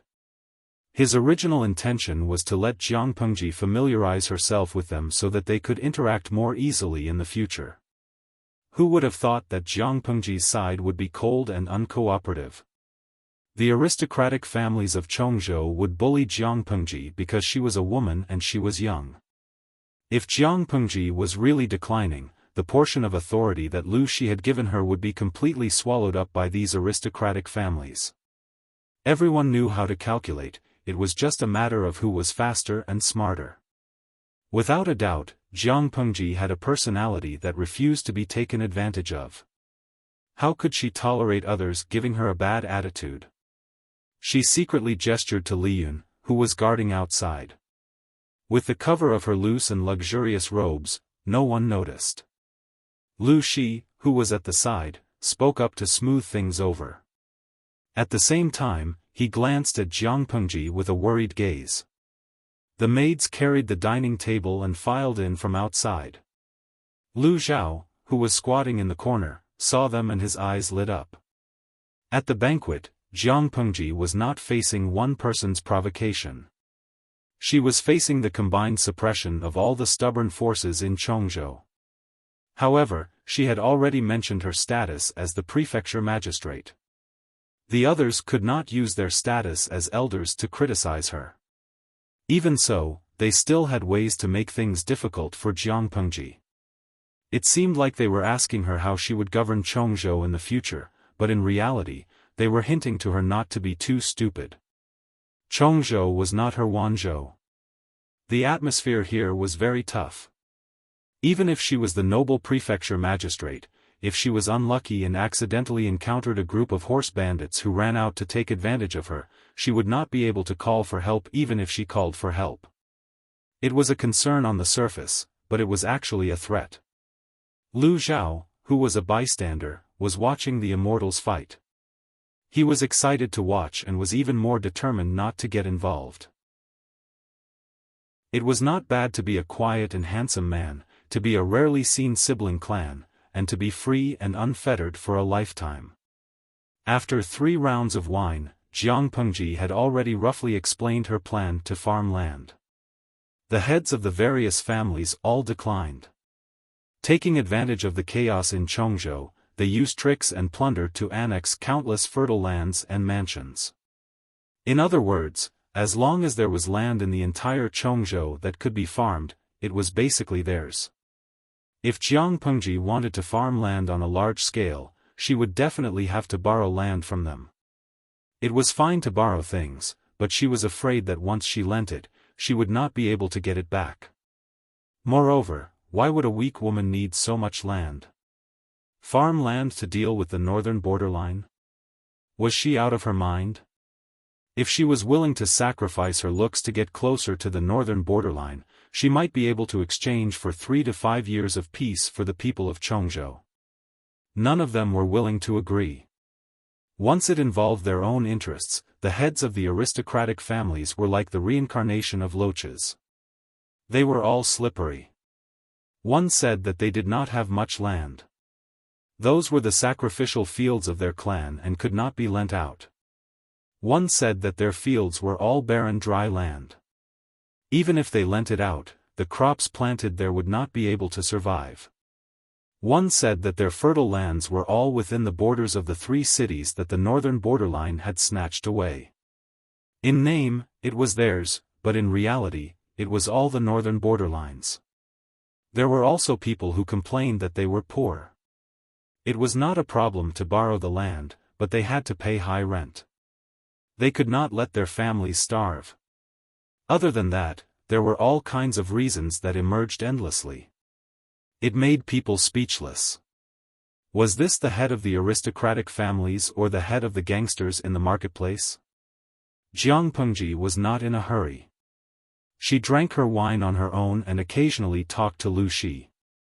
She looked unmoved. The heads of the families were also waiting patiently. When Jiang Pengji lost her patience and panicked, they would be able to gain control. At that moment, Jiang Pengji suddenly said, "Father, do you have enough troops and horses?" Lu Shi smiled. "I think it should be enough." Jiang Pengji said, "I brought 12,000 elites from Wanzhou. Each of them can fight 1 against 5. It is indeed enough." The father and daughter talked in riddles. The others had a bad feeling. As if to confirm their guess, there was a concentrated sound of armor rubbing against each other. "What's going on outside?" Jiang Pengji knocked the closed fan on the table with a bang. The crisp sound broke the tense atmosphere. However, what she said next made people feel like they had fallen into hell. "I have always been afraid of trouble. If you are not willing to discuss it properly, then I can only find another way. Since you refuse a toast, how about drinking a forfeit? Chapter 887. Everyone was shocked by the turn of events. They did not know that Jiang Pengji was not only a little fairy, but she was also a devil that they could not afford to offend. She flashed her knife at the slightest disagreement. She was completely different from the flirtatious and cheap people they had met before. After all, they were the leaders of the aristocratic families. They only panicked for a while before they calmed down and directed their words at Lu Shi. Magistrate Lu, what do you mean by this? You sent out invitations and invited us here for a discussion. I didn't expect it to be a planned trap. Could it be that you and your daughter want to resort to violence? Chongzhou is not a place where you and your daughter can do whatever you want. Magistrate Lu, you and I have been officials of the same court for many years. We have a good relationship. Do you really allow your evil daughter to commit murder and threaten us? Everyone was talking at once. Although they looked calm, they were still uneasy. Judging from the dense footsteps outside, if Lu Shi and his daughter refused to let them go, they would not be able to escape even if they had wings. Lu Shi did not react from beginning to end. He only had a faint smile on his face, as if he was watching a farce of monkeys. Lu Zhao, who was watching from the sidelines, was stunned. He hurriedly took 2 steps on his knees. Before he left, he did not forget to grab a luxurious brocade fan with a strong fragrance. Sister, look at your posture. Don't hurt your brother by mistake. Lu Zhao stumbled to Jiang Pengji's side and looked pitiful. He was born shy, but now he deliberately acted obedient. He pulled Jiang Pengji's sleeve with one hand. He looked weak and helpless, but he could not be hated. Jiang Pengji smiled and used the sandalwood brocade fan in her hand to hit his hand. He felt a little pain and let go. His eyes were full of pity. Seeing him like that, Jiang Pengji said, "Stay here. Don't run around. Otherwise, I'm afraid I won't be able to protect you when things get chaotic." Lu Zhao nodded heavily, as if he took her words as an imperial edict. After his heart calmed down, he once again leisurely watched from the sidelines. As he expected, his elder sister, who he did not know the limits of, had terrifying combat power. She would make a big deal out of a disagreement. Although it was a little rough, it was still a good way to establish her authority. One could not use elegant methods to deal with gangsters. Jiang Pengji said, "What do you mean by indulging your daughter to commit murder? When did I want your lives?" The faces of the leaders of the aristocratic families changed. They hadn't expected Lu Shi to be determined to retire. If that was not the case, he would have spoken out to explain or mediate the situation, instead of watching from the sidelines and letting Lu Shi control the situation. If they didn't have any ill intentions, why would they send troops to besiege us? One of them sneered and said, "In this old man's opinion, it's clear that they failed to borrow the land, so they resorted to force and tried to seize it by force." Jiang Pengji raised her eyelids and said with a sarcastic smile, "Snatch? Isn't it?" Jiang Pengji said, "In my opinion, this shouldn't be considered robbery. You took it from the hands of the common people by force, forcing them to leave their homes and have nowhere else to go. Now that I have taken the stolen goods from your hands, I am also enforcing justice on behalf of the heavens. How can you say it is robbery?" The audience in the streaming room kept cheering for Jiang Pengji. Many of them called until they ran out of phone bills. Yes, a head-on confrontation. A group of old fellows dared to bully their little fairy. They must be out of their minds. Zujie's Haonan, streamer, confront them head-on. Don't be a coward, we strongly support you. Lanky Yubuz, I hate these insatiable vampires the most. According to the streamer's previous analysis, the land in Chongzhou that can support large-scale farming has all fallen into the hands of these vampires. Don't these people have any king idea of the trickery? Diwu Luo, what should we do? I feel that this streaming room can't continue. I actually agree with the streamer's opinion. Regardless of the form of robbery, it was robbery. However, Jiang Pengji, the bandit, could describe her robbing behavior in such a dignified manner that her fanboys and girls cheered for her crazily. Many of the audience laughed at themselves and continued to support Jiang Pengji after they finished mocking her.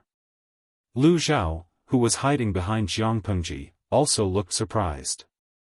He had been living in the backyard of the Lu residence since he was a child. He was a nameless and neglected son of a concubine.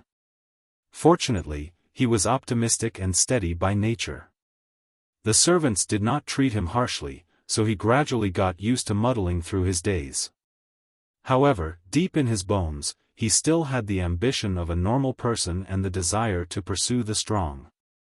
Jiang Pengji's domineering attitude, on the contrary, shocked and fascinated him. It was as if something had suddenly poked at his weak spot. Yes. Sister said that it wasn't robbery, so it wasn't robbery. Lu Zhao stuck his head out to support Jiang Pengji. A lean and strong hand pressed on his head and pressed him back. Jiang Pengji said, "Just stay at the side and watch the show." Who allowed you to speak?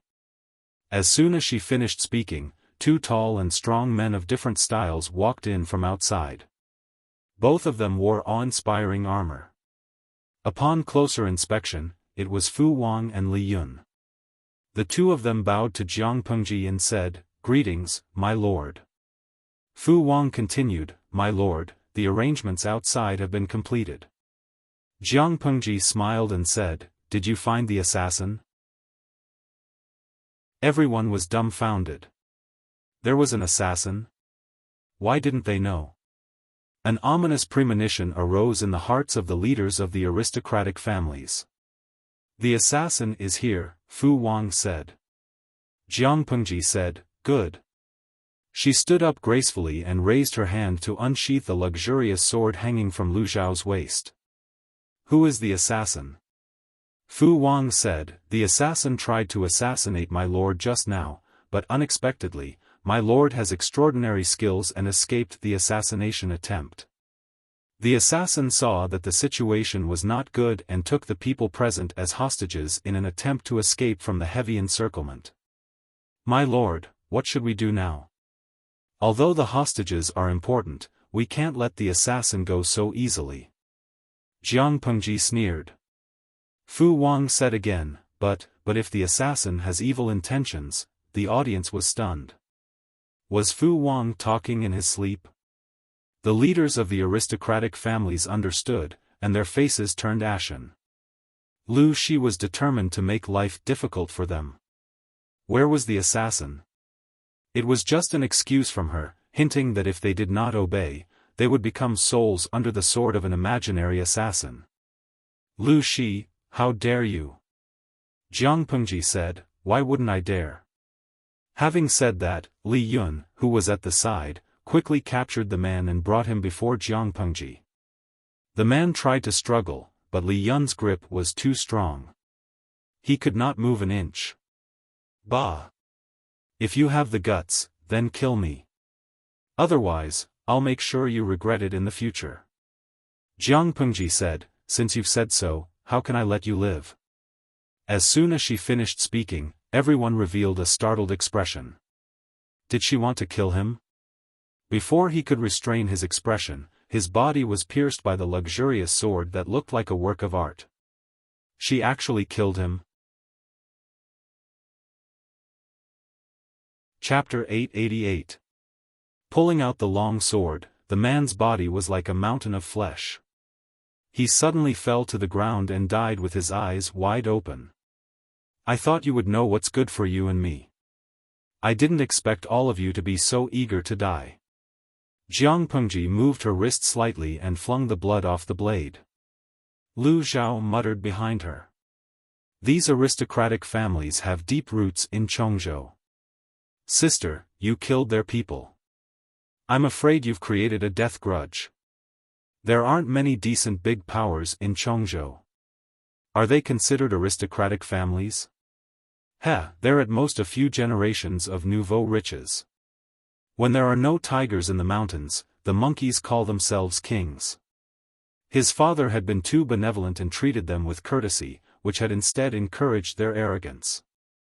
To deal with such people, we can only use more immoral methods. Jiang Pengji smiled contemptuously and said, without them, I can still support others who are obedient. I only need people who are obedient and sensible. Those who are disobedient and insensible, if they die, then so be it. There's no pity. Lu Xiao was embarrassed and did not speak. That was what he said, but who had the guts to be so ruthless? Jiang Pengji looked at everyone's fearful expression and felt much better. She teased, moreover, Zishir and Wenjing have already brought people to surround their residences.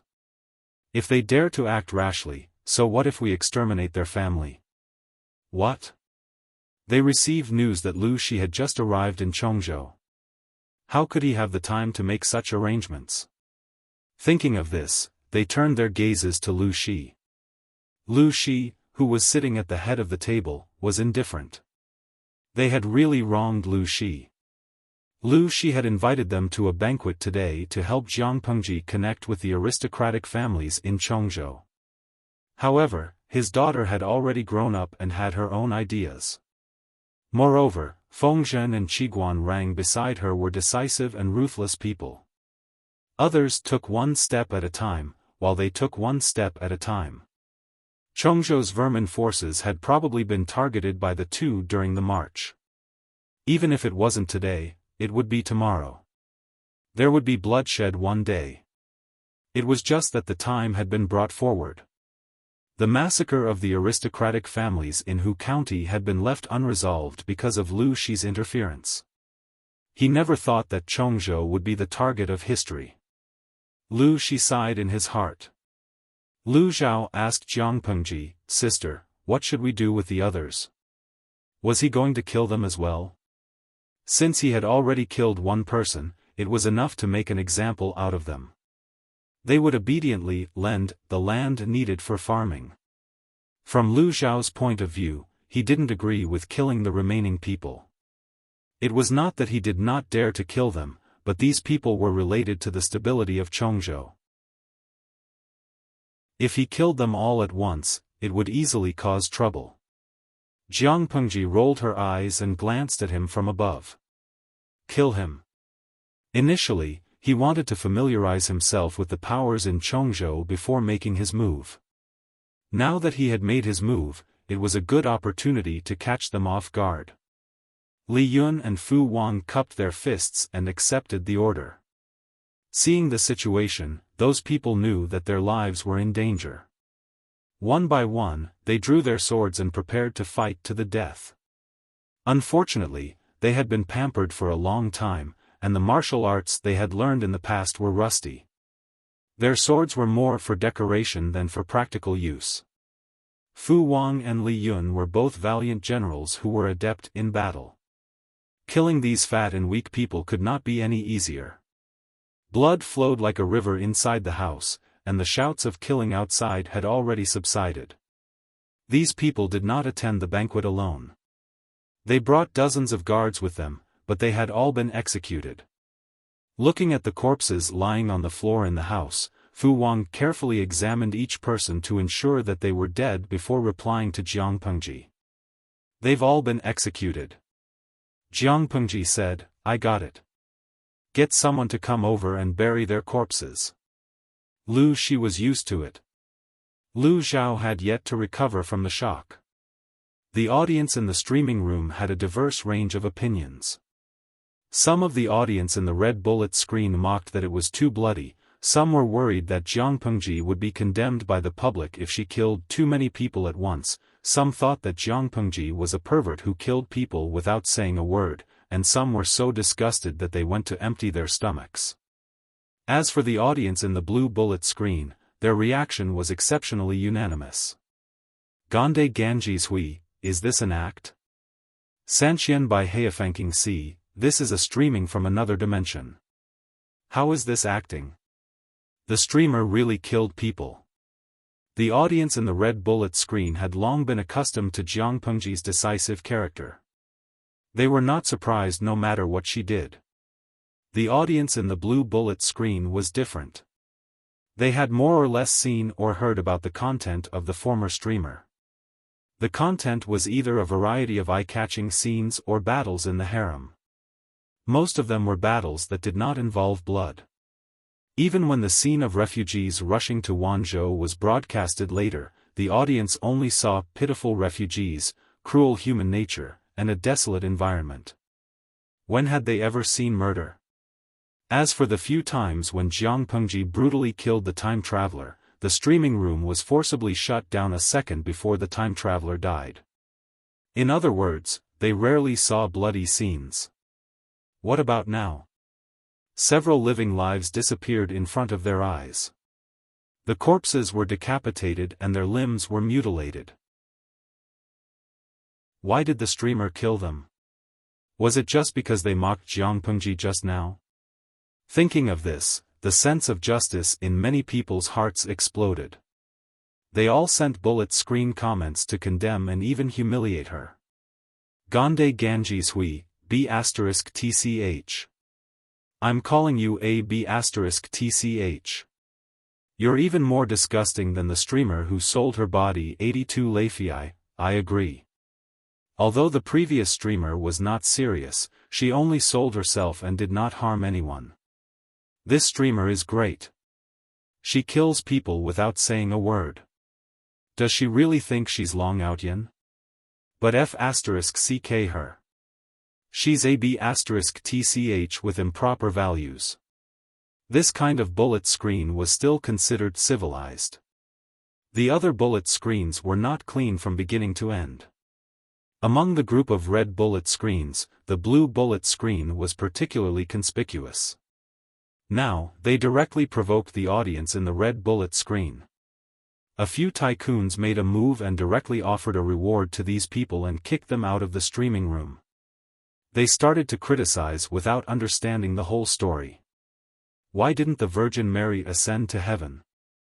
The audience comforted Jiang Pengji, but she did not care at all.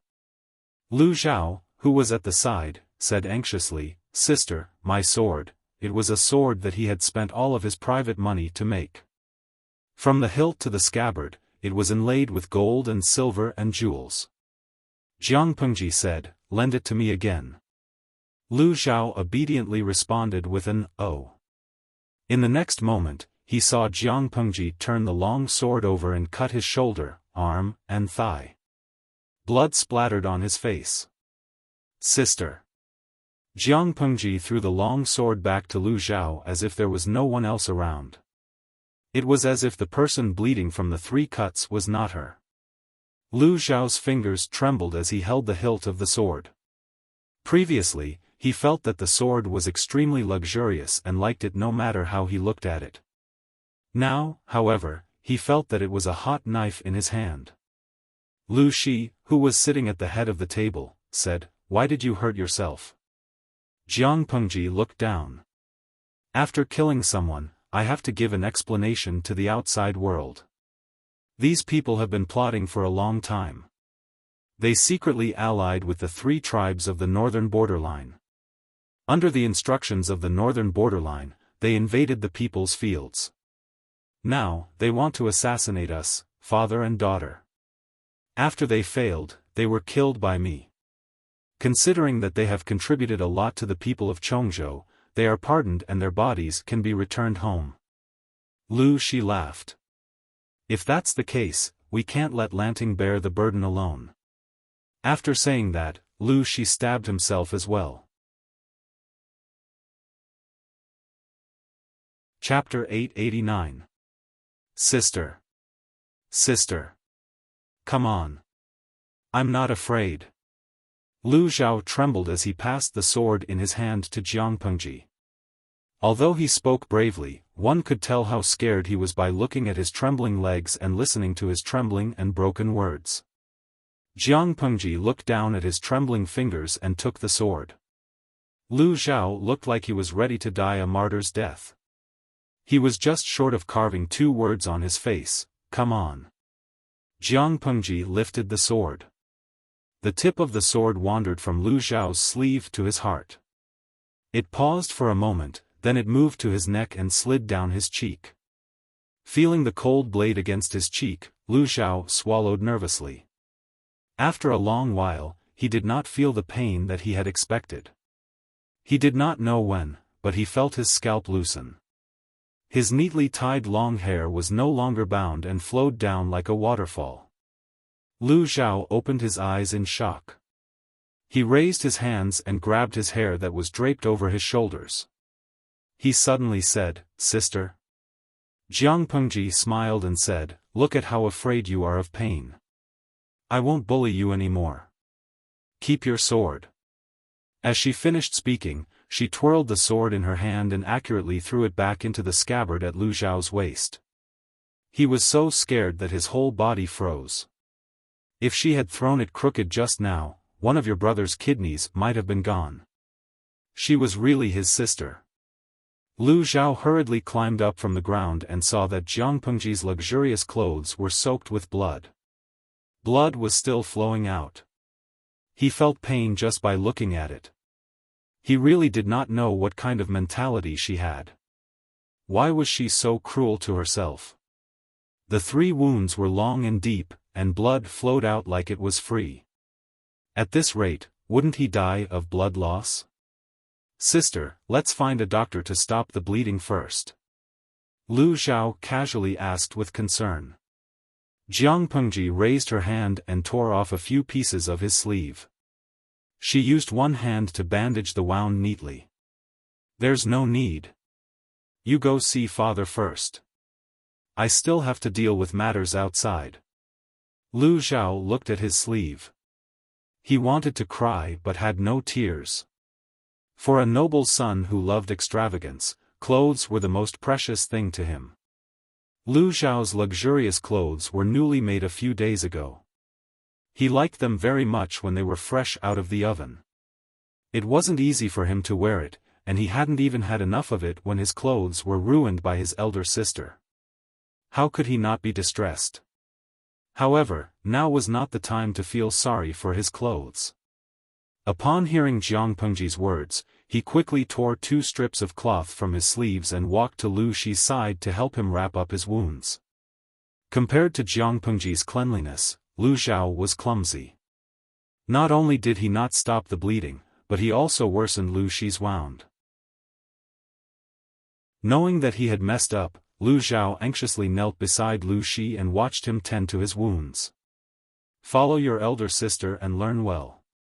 If you have 30% of her ability, I won't have to worry about your future." Because he had lost a lot of blood, Lu Xi's cheeks looked very pale, and his forehead was covered with fine sweat. Lu Xiao listened obediently, not daring to disobey Lu Xi. "I have learned from you. I will definitely learn from you humbly." Although the two were father and son, Lu Xiao had only seen each other a few times over the years. They were either separated by courtyard walls, fake mountains, or windows, or separated by a sea of people. He could only catch a glimpse from afar each time. They had too little contact, so their relationship was naturally distant. Because Lu Xi was unreachable, Lu Xiao had a natural fear of him. He could still act pitiful in front of Jiang Pengji, but if he dared to act pitiful in front of Lu Xi, he would be skinned alive. Jiang Pengji walked out of the hall and came face to face with Qiguan Rang and Fengzhen. However, the joy on their faces did not last long. When they saw that half of Jiang Pengji's clothes were soaked in blood, their expressions changed. If Jiang Pengji had appeared in front of them in such an appearance, they would not have suspected that the blood was hers. But now, they were sure that the owner of the blood was their lord. "Lord, why did you hurt yourself like this?" Fengzhen strode forward, the relaxed expression on his face replaced by seriousness. He could not help but think of Wei Ci, who was far away in Shangjing. If that person saw it, he might have some reaction. Jiang Pengji said nonchalantly, "It's just a few cuts. I didn't lose an arm or a leg. Why are you so worried?" Fengzhen choked, feeling that all his concern had been fed to a dog. How did he meet a lord who loved to court death? Fengzhen said, "A gentleman does not stand under a collapsing wall." "My lord, you should not put yourself in danger." Qiguan Rang sensed something else, and his gaze revealed some worry. Jiang Pengji walked out of the manor and said, "It's just 3 cuts. It's better than losing your life in the future." Qiguan Rang turned his head to look at the hall. People kept coming out with stretchers, thick drops of blood dripping from them. "Lord, you," Qiguan Rang inhaled a breath of cold air. His lord had killed all the leaders of the aristocratic families in Chongzhou. According to their initial plan, it should have been mainly to intimidate them. They did not expect their lord to be so ruthless. Jiang Pengji said, "So be it. They are useless stumbling blocks. It's too easy for them to just kick them away. They should be ruthlessly crushed." Kicking the stumbling block to the side was too light a punishment for the stumbling block. Perhaps one day, these stumbling blocks would appear on her path again. In Jiang Pengji's opinion, rather than wasting time moving them away, it was better to crush them into powder from the start. At this moment, Jiang Pengji's hidden murderous nature was completely revealed. Unlike the intense murderous intent on the battlefield, she was now a decisive leader. She did not need to personally participate in the battle. Every step she took made people feel the strong and determined will in her heart. Those who stood in her way would be killed without mercy. Qiguan Rang and Fengzhen, who were following behind Jiang Pengji, looked at each other. They both saw something in each other's eyes. They could only blame their lord for being too confusing. Not only could she get along well with her subordinates, but she could even celebrate with the people. She did not put on any airs at all. At this moment, Li Yun had already cleaned up the troops brought by the aristocratic families. He came over to report to Jiang Pengji. Li Yun happened to hear their conversation. Worry surfaced in his heart. He said, "The people my lord killed were the heads of the various aristocratic families in Chongzhou. If there is no reasonable explanation, I'm afraid they will not let it go. If they go around slandering my lord and killing indiscriminately." Fengzhen, who was at the side, listened and smiled without saying a word. Why did Jiang Pengji harm herself? Wasn't it to have a legitimate reason to kill those people? Since they dared to urge their lord to go head-to-head with the aristocratic families in Chongzhou and catch them off guard, they naturally had a comprehensive plan. Qiguan Rang was more familiar with the affairs of Chongzhou. He laughed contemptuously and said, "You don't have to worry about this. We have already surrounded all the mansions. What we need to do now is to strike first and make them speechless. As long as we can prove that they are colluding with the nobles of the northern borderline, not to mention killing 1 or 2 people, even if we kill their entire clan, the scholars in the world will not dare to criticize my lord." Chapter 890. A few years ago, the various aristocratic families in Chongzhou took advantage of the pressure of the northern borderline army to spread rumors and slander. They used trickery and robbery to snatch away the land and houses that the people relied on to make a living from their hands, forcing them from good citizens to become refugees. How many lives were lost? This kind of method was not a big deal for landowning households. After all, land was wealth, and no one would complain about having more money. But no matter what, this was a despicable bandits' method. Aristocratic families were very prideful. Even if they had done something like bandits, they would never admit it. In other words, the method of land acquisition was an unspoken rule that could only be understood and not explained. Because of this, Jiang Pengji could make a countercharge and make the aristocratic families of Chongzhou speechless.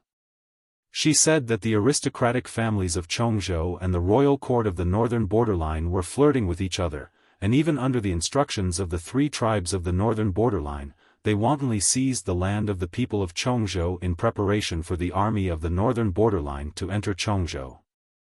Logically speaking, there was nothing wrong with these words. She only needed to use this reason to fabricate a few forged letters to the enemy.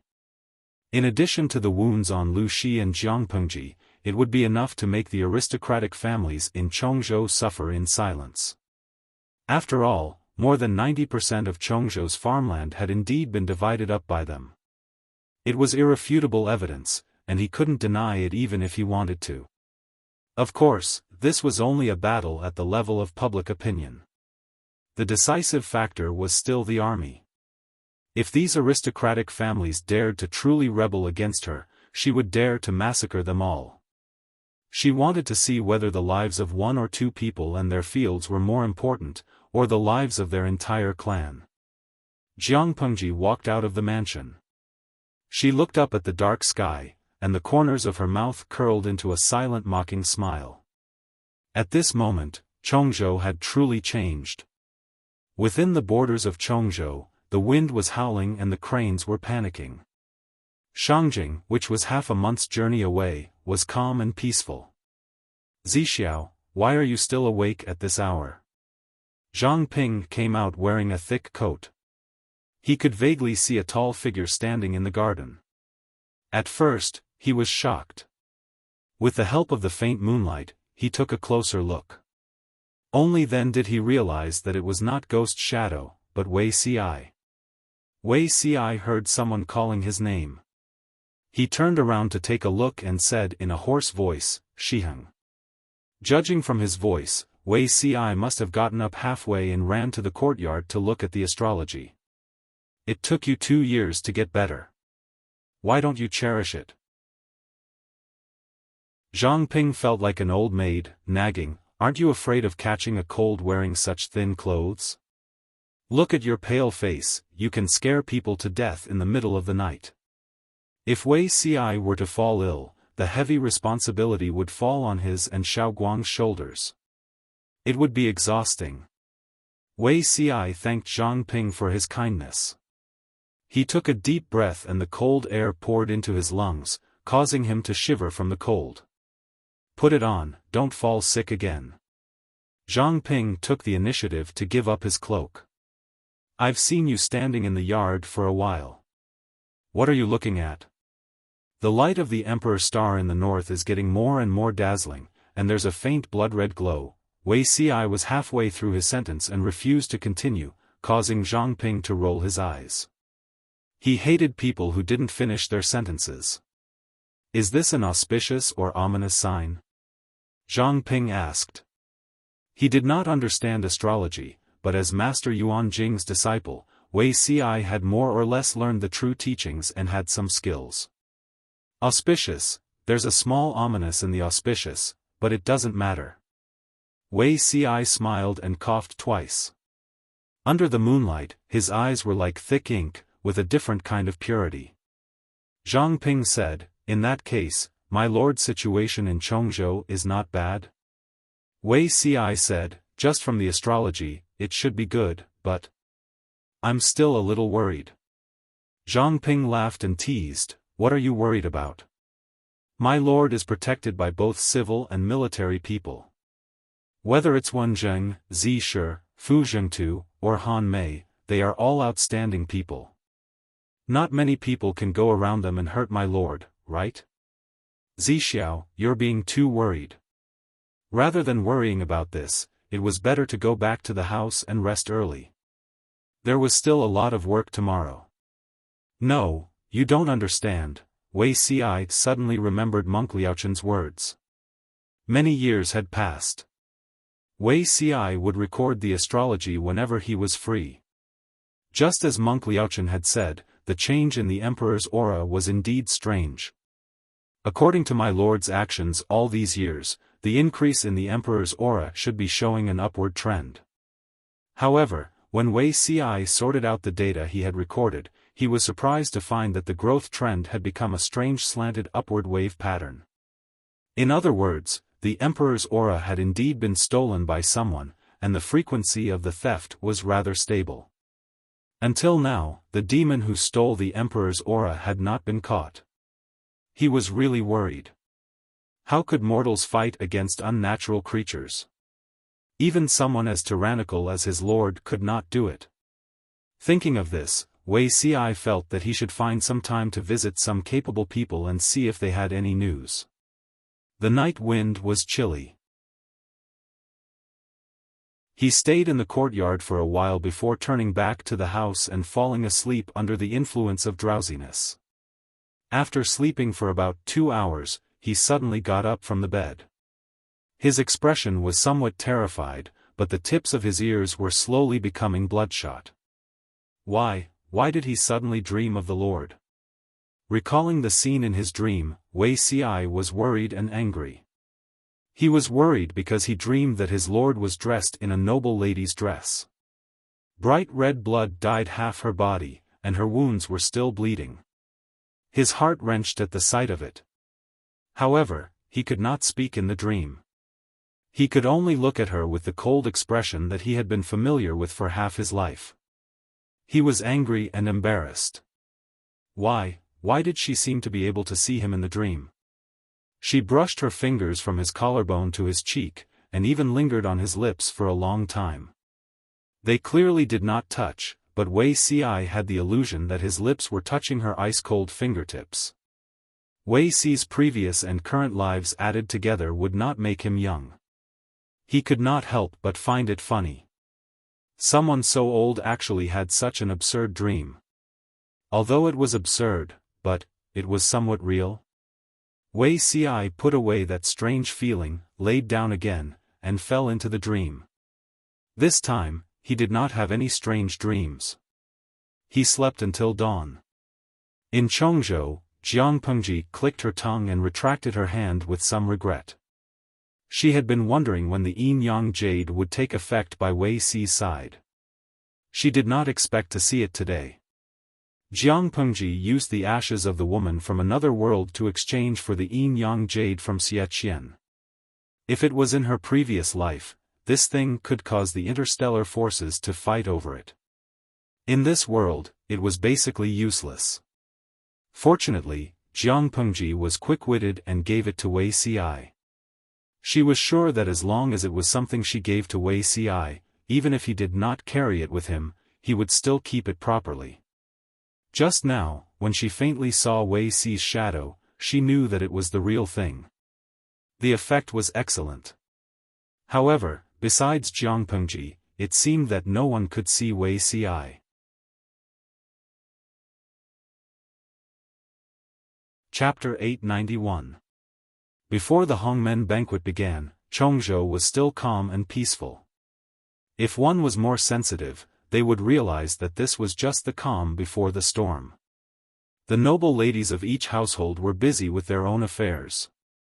Some handled household chores, served in-laws, educated their children, beat up their concubines, and played with antiques. The seemingly peaceful backyard was, in fact, surging with undercurrents. Everyone was scheming for their own benefit. Banquets were an important channel for the gentry to connect. There was not a single day of rest. Today, one family would host a gathering. Tomorrow, another family would host a poetry meeting. The day after, they would send out invitations and everyone would admire the flowers and the moon together. The men went out as guests. The women in the backyard did not want to be outdone and often went out to attend banquets. The moonlight in the sky was cool. The shadows of people on the ground flickered. Their clothes were fragrant and their hair was silhouetted. Although the gentry of Chongzhou were criticized by the outside world as nouveau riche, they had decades or even centuries of history. They were far wealthier than the common people. The weather was cold, but the yard where the banquet was held was warm. There was not the slightest bit of chill. A few of the ladies who were close to each other joked. The content revolved around their husbands, their concubines, mothers-in-law, fathers-in-law, illegitimate sons and daughters, as well as the gossip of each household. Most of it was nonsense about family affairs. There was not much substance to it. But when they gathered together to complain, even the most boring topic could become interesting. As they talked, they mentioned Lu Shi, the governor of Lu Prefecture, who was in his prime. the topic got further and further away. Lu Shi was in his prime. He only had one illegitimate daughter and one illegitimate son. His second wife lived apart from him for a long time. Ever since Lu Shi came to Chongzhou, many people planned to use honey traps and tried to stuff women into Lu Shi's backyard. But he was slippery. No matter what others said or hinted, he always had a way to block the women sent by others. The men said that Lu Shi was pretending to be serious, but the ladies of Chongzhou respected him. Which ancient woman did not want her husband to only love her and have a woman in his backyard? At least before Gu Min passed away, Lu Shi's backyard only had such a person. Just this relationship was enough for them to be jealous and envious.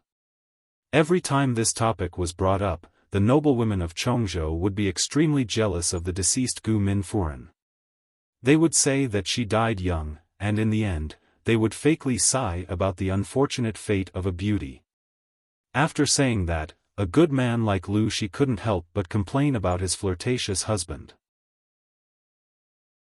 No matter if they were lowly concubines or noble concubines, he took them in one by one. The main wife had to pretend to be magnanimous on the surface, but she also had to address those coquettish sluts as sisters. It was disgusting. I heard that the daughter of the Lu prefecture overseer is coming. Today's banquet is for that girl. It was unknown which Furen had blurted this out, but the reactions of the other Furens were very calm. Some of them even secretly sneered. She's just a little girl. How is she worthy of being treated so seriously by a man? In the eyes of many ladies, Jiang Pengji's arrival coincided with Lu Shi's invitation to the aristocratic families. After all, she was just a woman. No matter how capable she was, she would still have to marry and have children. She would have to stay in the backyard and do housework for a man for the rest of her life. For Lu Shi's daughter to be able to become Wanzhou's governor was already very impressive. They didn't think that Jiang Pengji could go any further. They even thought that she was a little silly. It would have been better if she had obediently enjoyed her father's protection and lived a carefree life as a noble daughter of an aristocratic family. Instead, she had to show her face in public and imitate Master Su of the previous dynasty. What would happen in the end? She might not be able to compete with the men, and she would have wasted the most important years of a woman's life for nothing. As for the rumors that Lu Shi was going to retire behind the scenes and give power to Lu Shi, that was even more ridiculous. This kind of unrealistic news will make people laugh if I say it. That's true. She's just a girl in the boudoir. How capable can she be? I heard that girl Lu is already 18 years old. She's still not engaged at this age. Won't she be an old lady in 2 years? The Lu prefecture overseer is quite concerned about this daughter of the official wife. He should be keeping an eye out for her, right? However, a girl who hangs around outside all day. I heard that she often hangs out with those uncouth peasants. Who would dare to have a daughter-in-law like her? Even if he treats her well for the sake of the Lu prefecture overseer, a father-in-law can't simply interfere with his son-in-law's backyard. In my opinion, that girl Lu. TSK. This topic was very new to them. For a moment, they were talking enthusiastically and unknowingly, the topic had strayed. A young madam said, could it be that the Lu prefecture overseer's banquet is for the marriage of this daughter of the official wife? Lu Shi's influence was in Chongzhou and Hu County. For the sake of his daughter, he would definitely choose a son-in-law within his sphere of influence. Many people felt that this speculation made sense. If a reasonable person had heard their conversation, he would probably laugh his head off. If the matrons of Chongzhou's aristocratic families were all like this, it was estimated that it would not be passed down for more than a few generations. Chongzhou was close to the northern borderline, and the war between the two countries continued. Because of environmental factors, the powers here changed very quickly. The so-called aristocratic families were, to put it bluntly, nouveau riche families that lacked heritage. Taking some of the madams present as an example, their maiden families were butchers. They were illiterate, and naturally, their knowledge was shallow. Of course, other than their lack of knowledge, the more important reason was that they did not care about the outside world. If they had the time to care about those things, they might as well spend it on cosmetics, jewelry, and silk. The noblewomen chatted and laughed, and the atmosphere of the banquet heated up. It was at this moment that two lavishly dressed maids rushed in. Their appearance caused everyone to look askance. It was as if they were asking with their eyes, "Which family are they from? Why are they so rude?" One of the noblewomen recognized her personal maids, and her face, which was covered in makeup, instantly grew long. She was hosting the banquet today, and it was going well. She did not expect that her own maids would run into trouble. Before she could reprimand them, the two maids told her a piece of news that made her black out. "Madam, bad news. The master has gone." The noblewoman's heart tightened, and she scolded them sternly, "Take them away and slap their mouths. Is the master someone you two little bitches can make fun of?" The older maid said, "It's true, madam. There are many soldiers outside, and they even brought back the master's corpse." "What?" This news was like a heavy hammer.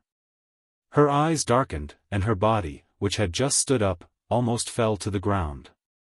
When everyone heard this news, they all lost the mood to fool around. They prepared to observe the situation, and then find a chance to leave. However, they did not expect that the same bad news was waiting for them. The originally bustling backyard suddenly became deserted. Chapter 892. He was fine not long ago. How did he get into trouble now? Who did this to him? The noblewoman's eyes were red from crying. Her tears washed away the heavy makeup on her face, leaving two streaks. The noblewoman was not the only one crying. Her children kneeling beside her were crying too. Not far away, there were 5 or 6 children born of concubines who were crying even more heartbroken. Old Master Lu and old Madam, who rushed over after hearing the news, almost fainted from crying. "Who did this to my son? Mother's son." The hall was a mess. The noblewomen who came to attend the banquet all looked embarrassed. Obviously, this was not a good time to say goodbye. A few noblewomen who had conflicts with that madam saw the situation and could not help but secretly cover their mouths with handkerchiefs to hide their smiles. They had only been gloating for a few seconds when their servants brought terrible news. Their husbands had died, and their residences were surrounded by heavy troops. How could this be? The people who were gloating could not laugh anymore. Their expressions were frozen in a twisted angle, looking especially strange.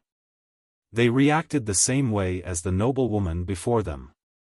They suspected that the servants had spread the news wrongly. When the truth was placed in front of them, they cried even more heartbreakingly than the noblewoman before them.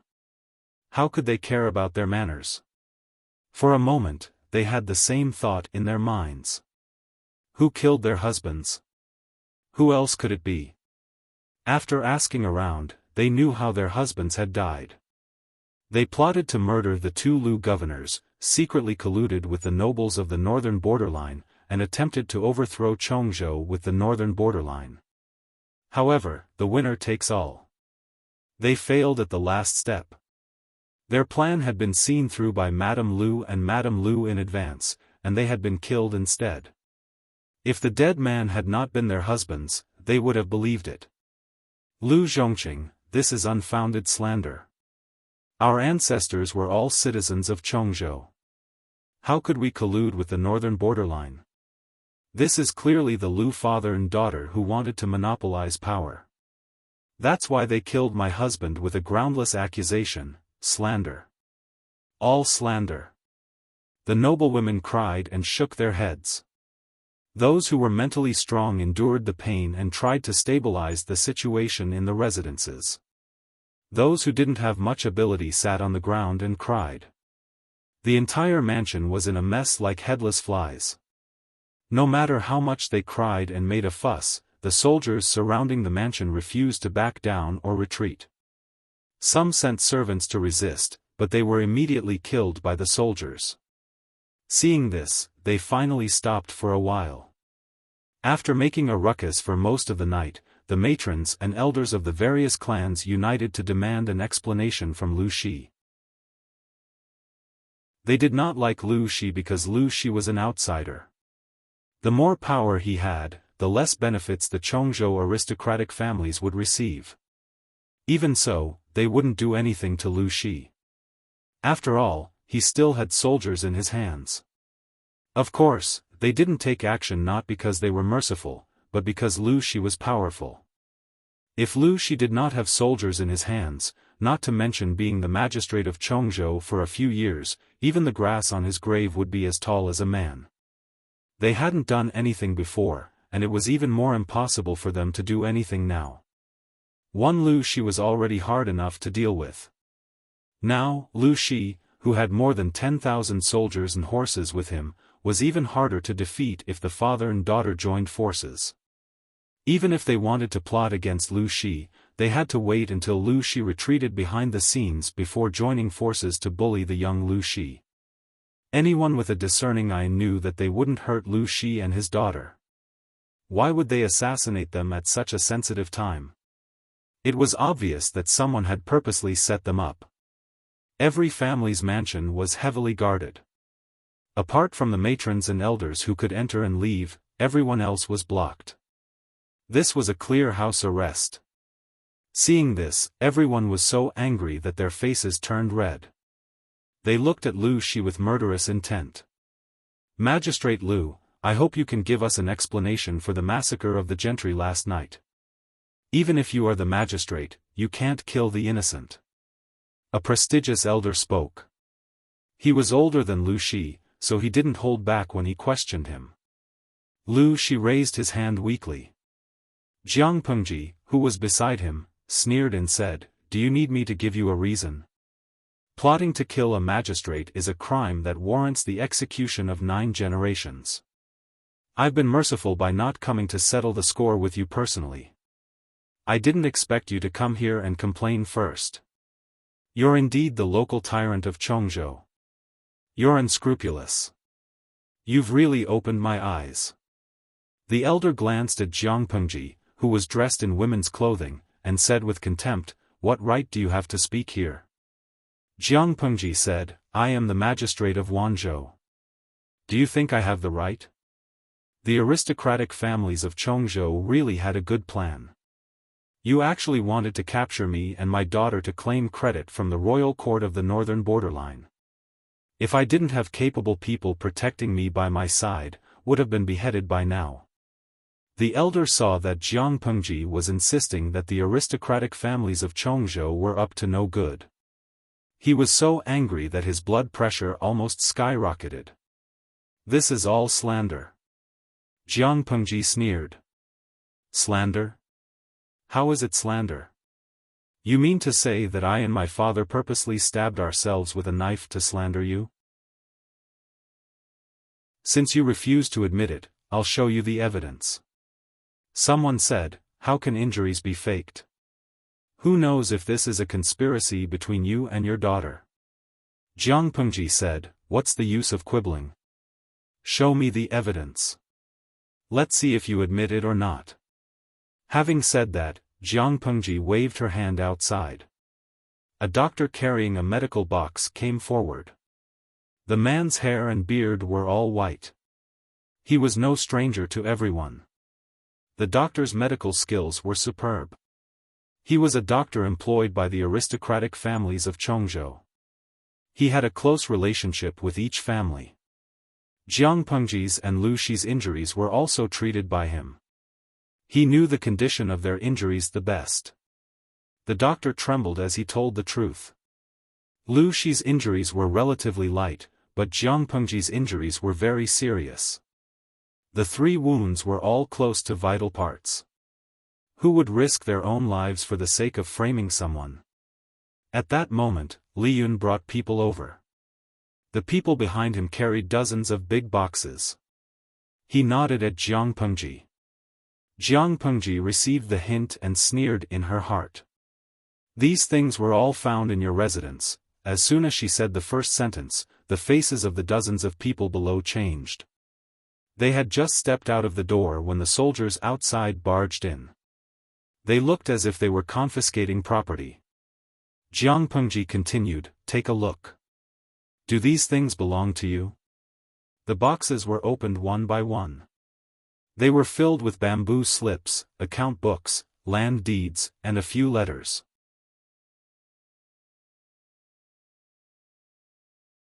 Chapter 893. Jiang Pengji's words were powerful and resonant. She spoke 90% truth mixed with 10% falsehood, forcibly turning black and white upside down. The group of people who were arrogant just a moment ago now seemed to be strangled by invisible hands. Their expressions were strange and comical. "Why? Did I say anything wrong?" Jiang Pengji had a cold smile on her face. Her emotionless eyes glanced at them. They didn't know if it was because they had a guilty conscience, but they always felt that Jiang Pengji's gaze was dense and sharp. They didn't dare to look her in the eye. Whoever she glanced at, that person would look away uncomfortably. Jiang Pengji sneered. Stacks of land deeds, books of accounts, and secret letters of treason. All of them were found in your residences. Why don't you tell me who they belong to? Why did they grow legs and come to your residences? Everyone's faces were ashen. They looked at the dozen or so huge boxes that could kill people. Not long after, their backs were covered in fine sweat. A noble lady said, "Your Excellency, please understand. These land deeds were bought from the people." Before she finished speaking, Jiang Pengji flung the sandalwood brocade fan in her hand at her face. She actually humiliated her in public without any mercy. Bought from the people? This is the funniest joke I've heard this year. Jiang Pengji said it in a strange tone. After the noble lady heard it, she was angry, embarrassed, and resentful. She was humiliated by Jiang Pengji in public. Everyone's attention and gaze fell on her, giving her the illusion that there was a thorn in her back. If there was a crack on the ground at that moment, she couldn't wait to crawl into it and never come out.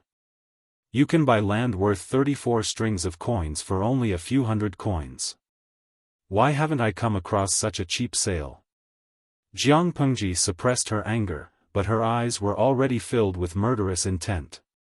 If she could, she really wanted to kill all of them. The noble lady still wanted to quibble. A few years ago, the northern borderline stationed a large number of troops at the border. The people were ignorant and believed the rumors. They thought that the foreign tribes of the northern borderline were about to send troops to the south. To escape the flames of war, they sold their property and land at a low price. It wasn't by force. She still had some brains. She couldn't bear the crime of treason and treason. It would be better to work hard to whitewash themselves, and say that the land and houses were sold at a low price by the people themselves. Of course, such a pale and laughable excuse, not to mention others, even she herself did not believe it. The viewers in the live stream room mocked him as they gained a deeper understanding of how thick-skinned this person was. You ran Fij, I've lived for a long time. Does this person really treat others as fools? Or could it be that in her eyes, the common people were all retarded? An item worth 34 strings of coins was being sold at a low price of a few hundred coins? Where's your shame? Forgotten in his mother's womb? Mei Nyang, I'm in a third-tier city, and the price of a house is about 9,000 per square meter. According to this woman, the people heard that the northern borderline was coming to fight, so they sold their houses for less than 300 per square meter? Even though the audience was experienced and knowledgeable, they were still shocked by the shamelessness of this aristocratic lady. Wei Kong, this person is so thick-skinned that even a Dongfeng missile can't penetrate it. For the common people in ancient times, the land was everything they had to support their families. Many people would rather die than sell their land, because they knew very well that as long as the land was still in their hands, they might still have a chance of survival. As long as there was life, there was no need to worry about firewood. With the land in their hands, they could grow food. If the land was taken away, they would not be far from starving to death. Food was a hard currency in a chaotic world. The more chaotic the world was, the higher the price of food. How much food could the money from selling their ancestral land at a low price be exchanged for in the end? It's not a forced sale. Do you dare to touch your black heart and say that again? Jiang Pengji's face revealed a trace of a smile. She said, at this point, the evidence is irrefutable, and you still dare to quibble? Use your eyes and take a good look at the people you secretly sold to the northern borderline. Who are they? In this world, where in the world would a seller sell their ancestral land and be beaten to a lowly status by the buyer, and then smuggled and sold to the northern borderline? Is it not enough that they sold their ancestral land, but they also sold themselves and willingly became slaves? This ridiculous nonsense should be passed on to the people of the world and let them judge. Jiang Pengji opened her mouth. Everyone's expression changed again and again. Their gazes changed from the original fear to deep fear. Although Jiang Pengji had just arrived in Chongzhou not long ago, she knew a lot of inside information about Chongzhou from Gu Xian. Gu Xian traveled north and south to do business, so he was the most well-informed. He had even come into contact with the human trafficking business run by the aristocrats of Chongzhou. Jiang Pengji had concrete evidence in her hands. They could not quibble. The noblewoman was so scared that her face turned pale. She said in a voice as soft as a mosquito, "I wonder where you heard about this." Jiang Pengji glanced at her and said, "No matter where I heard it from, it's irrefutable evidence." Everyone felt as if they had fallen into an ice cellar. Looking at the situation, Jiang Pengji did not intend to let them go. One of the clan elders secretly glared at the noblewoman and scolded her for being stupid. He said, "The matter of the people's land and residences can be put aside for now and discussed in the future. However, the matter of colluding with the enemy and selling the country must be thoroughly investigated no matter what. The most important thing now was not to clear their names and forcefully buy and sell the land. Once the matter of colluding with the enemy and selling the country was determined, it would definitely bring disaster to the entire clan. A light punishment would be confiscation of the family property, a heavy punishment would be the extermination of the entire clan." Jiang Pengji said, "This is all the evidence. What do you want to deny? If it's not colluding with the enemy and selling the country, how do you explain the fact that you took away the people's land and residences, banished them from good families, and sold them in batches to the northern borderline? Do you know what kind of life they lead in the northern borderline? Even animals live better than them. How do you explain these letters written by your clan leader himself?" Jiang Pengji opened a superstitious letter. The contents of the letter made the clan elder break out in a cold sweat. The current situation was very disadvantageous to them. Jiang Pengji was still aggressive. In their panic, they did not have the energy to carefully analyze the handwriting in the letter. Anyway, at first glance, it was indeed the handwriting they were familiar with. Even the signature was familiar. Could it be that the matter was true?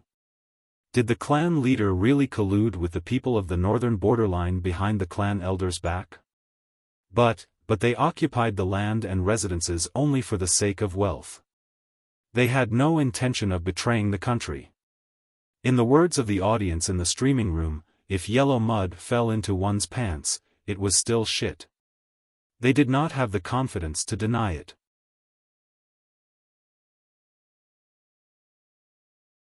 Chapter 894. Keep an eye on all of them. I'll investigate further. Jiang Pengji said to Fu Wang, before that, don't allow any of them to enter or leave the house or receive guests. Don't allow any servants to leave the city gate. If anyone is found to have violated the rules, kill them on the spot. Fu Wang said, I understand. Jiang Pengji ordered people to keep the boxes and keep an eye on them day and night to prevent any mistakes. Lu Shi said, Lanting, you're being too extreme. I'm worried that the aristocratic families in Chongzhou will act recklessly and start a mutiny. The aristocratic families that were killed were the bigger ones in Chongzhou. There were other small aristocratic families that were not involved. If Jiang Pengji made a big move, the small gentry clans would act upon hearing the news and think that they were threatened. Who knew what they would do? Jiang Pengji thought about it and said, Father's worries are not unreasonable. That's why I didn't exterminate all of them. I'm just keeping them locked up. When they think it through and spit out what doesn't belong to them, I'll set them free. The aristocratic families in Chongzhou. We'll have time to settle the score in the future. They can escape today, but they can't escape tomorrow. Lu Shi nodded and said, It's good that you think that way. It's never too late for a gentleman to take revenge. Only by judging the situation can one last. If Jiang Pengji's style of doing things was as fast as lightning, Lu Shi's style was silent. It was hard to say which was better. The former was fast and had many hidden dangers. The latter was slow, but it could reduce many twists and turns. Jiang Pengji seemed to have thought of something and reminded Lu Shi. Father, third brother seems to like extravagant things. Lu Shi's face darkened. He said shamefully, maybe he didn't take good care of himself when he was young. He became like this. It was as if he had never seen a big scene before. He was startled by everything and wished he could hang all the good stuff on him. Lu Zhao's sword was inlaid with gold and silver and decorated with gems. He looked like a nouveau riche. Lu Shi tried to correct him a few times, but Lu Zhao refused to change. Jiang Pengji laughed and said, Third brother is still young. There's plenty of time to train him. I mentioned him because I wanted to tell father to stay in the mansion for the next few days and not run around, so as to avoid being targeted by those villains who are desperate to take risks. Her actions had offended all the aristocratic families in Chongzhou. They had no way of retaliating against her. They couldn't touch Lu Shi, but it was hard to guarantee that they wouldn't target Lu Zhao. I will be careful. Lu Shi nodded and added, You be careful too. After leaving the main hall, Jiang Pengji heaved a sigh of relief. She was about to look for Feng Zhen and the others to discuss what to do next when she caught a glimpse of a head popping out from the corner of her eye. Zhao, she called. Lu Zhao had changed into a new set of clothes. His style was just as noble and gorgeous, and he looked like a rich young man who had walked out of a painting. Sister.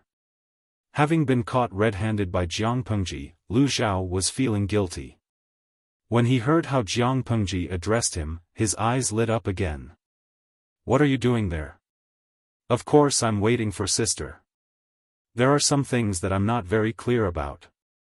Jiang Pengji asked, What is it? Lu Zhao hemmed and hawed for a while, his face almost turning red. Did they really do such a disgraceful thing? Lu Zhao's eyes drifted and he asked very softly. Although he was the son of a concubine, he was from the Lu family of Hejian. His body was branded with the mark of the aristocratic families.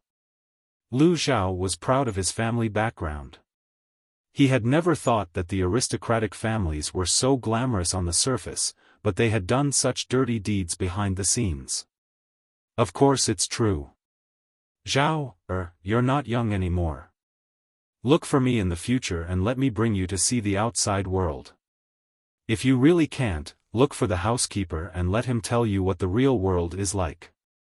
You're always in the backyard. What kind of knowledge can you have? Lu Zhao's cheeks turned red. His eyes were filled with shame. Jiang Pengji continued, The scandals that the aristocratic families in Chongzhou have done are far more than what I've revealed. Explain the facts one by one. Jiang Pengji added that they had colluded with the enemy and sold their country, but what was the difference between what they had done and colluded with the enemy and sold their country? Jiang Pengji's words could not be considered as wronging them. Lu Zhao laughed bitterly. He stammered, "Sister. Is our family like this too?" If that was the case, Lu Zhao really could not enjoy everything with a clear conscience. Jiang Pengji said, "Your family has a big business. Why would they need to do such immoral things? Only those who are greedy and have shallow knowledge will use all their energy to exploit and amass wealth. The people are like water. Water can carry a boat, but it can also capsize it. Such a simple principle, yet no one understands it." Lu Zhao heaved a sigh of relief. He thought of the scene he had just seen. His heart was filled with indignation and anger. "Sister, you've only locked them up. Is there a next step? From what I see, their crimes can be exterminated." Although Lu Zhao was born bashful, his bones were tough. He even had a hint of abhorrence for evil. Jiang Pengji said, "There's no rush. We have to prioritize when we do things. If we want to settle accounts with them, we can do so at any time." Lu Zhao heard another meaning. Sister, was she planning to deal with them gently? She smiled and said, "The most important thing now is to take back the land in their hands, resettle the people of Chongzhou, and let them live in peace. One person's energy is limited. I can only take care of the people first. When the situation is completely stabilized, I will have the energy to deal with these vermin. If we only care about competing with them, the longer it drags on, the more the people will suffer." For Jiang Pengji, she could deal with the aristocratic families of Chongzhou at any time, but she could not let the suffering people continue to suffer. Lu Zhao was silent for a while. He did not expect Jiang Pengji to give such a reason. 2 flowers bloomed, one on each side. What happened in the prefecture government quickly spread throughout Chongzhou. Just as Lu Shi predicted, the small gentry families were trembling with fear and unease. However, Jiang Pengji caused such a huge commotion. In the end, she only locked them up and did not take any further actions. This action made people scratching their heads in confusion. At this critical juncture where everyone was in danger, the Cui family welcomed a special guest. "I am a servant of the Lu Prefecture magistrate. I have been ordered to send the young Langjun back to his ancestral home." Feng Zhen was dressed in a neat and tidy scholarly robe. He wore a headpiece and restrained his frivolous expression. When he was serious, he looked rather noble. When the leader of the Cui family heard Feng Zhen's invitation, he hurriedly went out to welcome him. Jiang Pengji had told him early on that his wife had given birth to a son for him during the earthquake. The son did not die and was brought to Wanzhou's Xiangyang district by 2 loyal servants to be raised for 2 years. Ever since he received the news, he had been looking forward to it day and night. He was already burning with anxiety. He and Feng Zhen greeted each other and looked anxiously at the horse carriage behind Feng Zhen. The curtain of the carriage was lifted, revealing a small head. Chapter 895. Feng Zhen nodded with a smile and turned to reach out to the child. "Come to uncle." Feng Zhen had a good relationship with the child. As soon as he said this, the child quickly smiled and reached out to him. "Uncle Feng," he called out in a crisp voice. The voice fell to the ears of the Cui clan leader. It was like the sound of nature, but he could only watch as his son threw himself into Feng Zhen's arms. "I apologize to master for not being able to protect madam." Before the Cui clan leader could restrain his sour heart, 2 kind-looking servants came down from the carriage behind and knelt in front of him. He knew these 2. One was the housekeeper of the wife's dowry, the other was a servant girl who was later chosen to be the child's wet nurse. How can mortals predict natural and man-made disasters? It was not easy to survive the earthquake in Shangjing. Sanyang is ultimately not blessed. Looking at the two's plain clothes and slightly weathered faces, then thinking of the child's tender face and fine cotton clothes, the Chui clan leader couldn't help but feel warm in his heart. He said, "Thanks to the two of you protecting your master loyally, there is a day I can reunite with my own son." Feng Zhen saw the Chui clan leader personally help the two loyal servants up and had a better impression of him. Thinking of this, he teased the child in his arms and said, "That's your daddy." The child's eyeballs spun around, and then he chuckled as he called out, "Daddy," causing the Chui clan's patriarch's heart to soften. It wasn't that the Chui clan didn't suspect the child's bloodline, but when the older generation saw the child's face, their doubts disappeared. It turned out that this child was extremely well-born and actually looked 60% like his father when he was young. The Chui clan leader's mother looked at him and couldn't help calling him her darling. The child and the two loyal servants were led to the backyard. Feng Zhen then stopped smiling and looked at the Chui clan leader meaningfully. Seeing this, the Chui clan leader quietly invited Feng Zhen to the main hall. "Manager Feng, please." The Chui clan had lived in Chongzhou for a long time and relied on doing business between the northern borderline and Dongqing to prosper. They earned money from both sides and still managed to survive until now. It seemed that this young Chui clan leader was really the reincarnation of a vixen. Not only was he perceptive, he was also smart. Feng Zhen thought that he would have to drop a few hints before the other party would understand. From the looks of it now, he didn't need to spend much effort at all. Feng Zhen gracefully took his seat. "Has Master Chui heard of the major events that have happened in the past few days?" Since the head of the Chui clan was so agreeable, Feng Zhen did not beat around the bush. Chui family head dismissed his attendants and muttered, "I've heard a little about it." How could he have only heard of it? His ears were about to go deaf from the bombardment. After spending so much time with his lord, Feng Zhen started to like to play straight. "Since you've heard of it, what do you think about it, family head Chui?" Family head Chui hesitated for a moment. After a while, he said, "I do have some humble opinions, but I'm afraid that saying it will offend the prefecture overseer.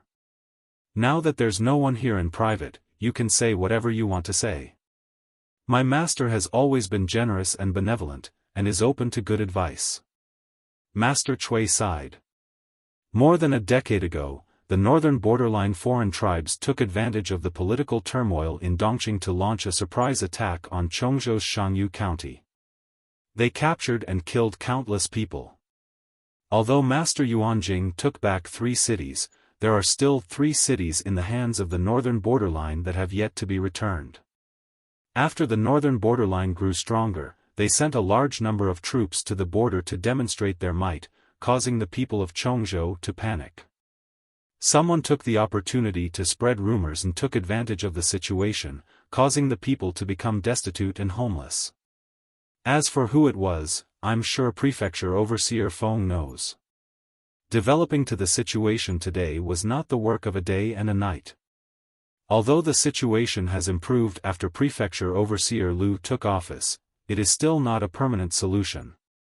Feng Zhen listened seriously, not showing any displeasure or anger on his face. This gave family head Chui some courage. He said tactfully, "The aristocratic families of Chongzhou have already become a force to be reckoned with. It's understandable that Prefecture Overseer Lu wants to take things slowly. Moreover, in the past few years, there have been some benefits. It's just that, the tumor can only be removed with strong medicine now. Prefecture Overseer Lu has put in a lot of effort, but the power in Chongzhou has already become a foregone conclusion. If we don't use external forces to forcefully break it, I'm afraid it will be difficult to cure." Although Lu Shi did not really like the Chui family, who were fence-sitters, family head Chui had a good impression of Lu Shi. Without Lu Shi's meticulous governance and multifaceted dealings, the situation in Chongzhou would only be worse. It could even give rise to the Tsing-Yi army or the Red Lotus group, which were evil sects among the people. It was a pity that Lu Shi was an external force, and he liked to take things slowly. He had been lying low, trying to take back all the power from the aristocratic families, but the effect was too slow. Interestingly, Lu Shi, who liked to take things slowly, had a hot-tempered daughter. The moment she came, she gave the aristocratic families of Chongzhou a slap. He then thought about how Jiang Pengji had contacted him in advance. Family head Chui keenly sensed something. He felt that if he grasped this opportunity, he might be able to push his family up a notch. With such a thought, he was so excited to see Feng Zhen. His son was important, but the future of his family was more important. After the conversation, he felt that his guess was correct. Jiang Pengji had the intention to suppress the other aristocratic families in Chongzhou, but she had no intention of completely offending them. She definitely had to support the trusted forces that were close to her. Otherwise, she would not be able to pacify the aristocratic families in Chongzhou. Just as he was thinking, family head Chui heard Feng Zhen say, "Because of this world needs people like my lord who are wholeheartedly for the people and are not afraid of power to stand up." What happened a few days ago was just an appetizer. Family head Chui, what kind of person do you think my lord is? Young and talented, with courage and insight that surpasses others. He is not inferior to his father. He did not say any unnecessary compliments to prevent himself from appearing too flattering. My lord has the intention to reorganize Chongzhou, but he has met with too much resistance. There are always people who think highly of themselves or are extremely stupid who try to stop him. That is indeed the case, family head Chui continued. I have also thought of helping the people, but I am powerless to change the situation. Not to mention that I am weak, I have to take care of the old and young at home, so I am unable to do my best. Now that there is a person like Magistrate Lu, there is hope for the people of Chongzhou. Feng Zhen said with admiration, family head Chui is also a man of character. It is not easy to have such a heart. I am ashamed. In the end, I still did not help much. Feng Zhen changed the topic. He said, if I really think that family head Chui is a smart person and should understand how to act according to the general trend, I will not say much. My lord and your son are also fated for a period of time. In terms of relationship, I am naturally closer to you. Hearing that, the smile on family head Chui's face grew brighter. He had also heard that his wife had been buried under the rubble to protect their child. It was only thanks to Jiang Pengji's full help that the child's life was saved. Jiang Pengji was the savior of the Chui family, and even more so, the savior of his eldest son.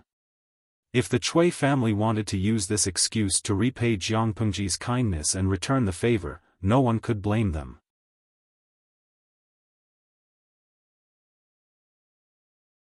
Chapter 896. Master Chui was so understanding that Feng Zhen completed Jiang Pengji's task without much effort. He reported back to Jiang Pengji and told her the details of his meeting and conversation with the Chui family's master. Jiang Pengji thought about it and asked Feng Zhen, "Do you think this person is trustworthy?"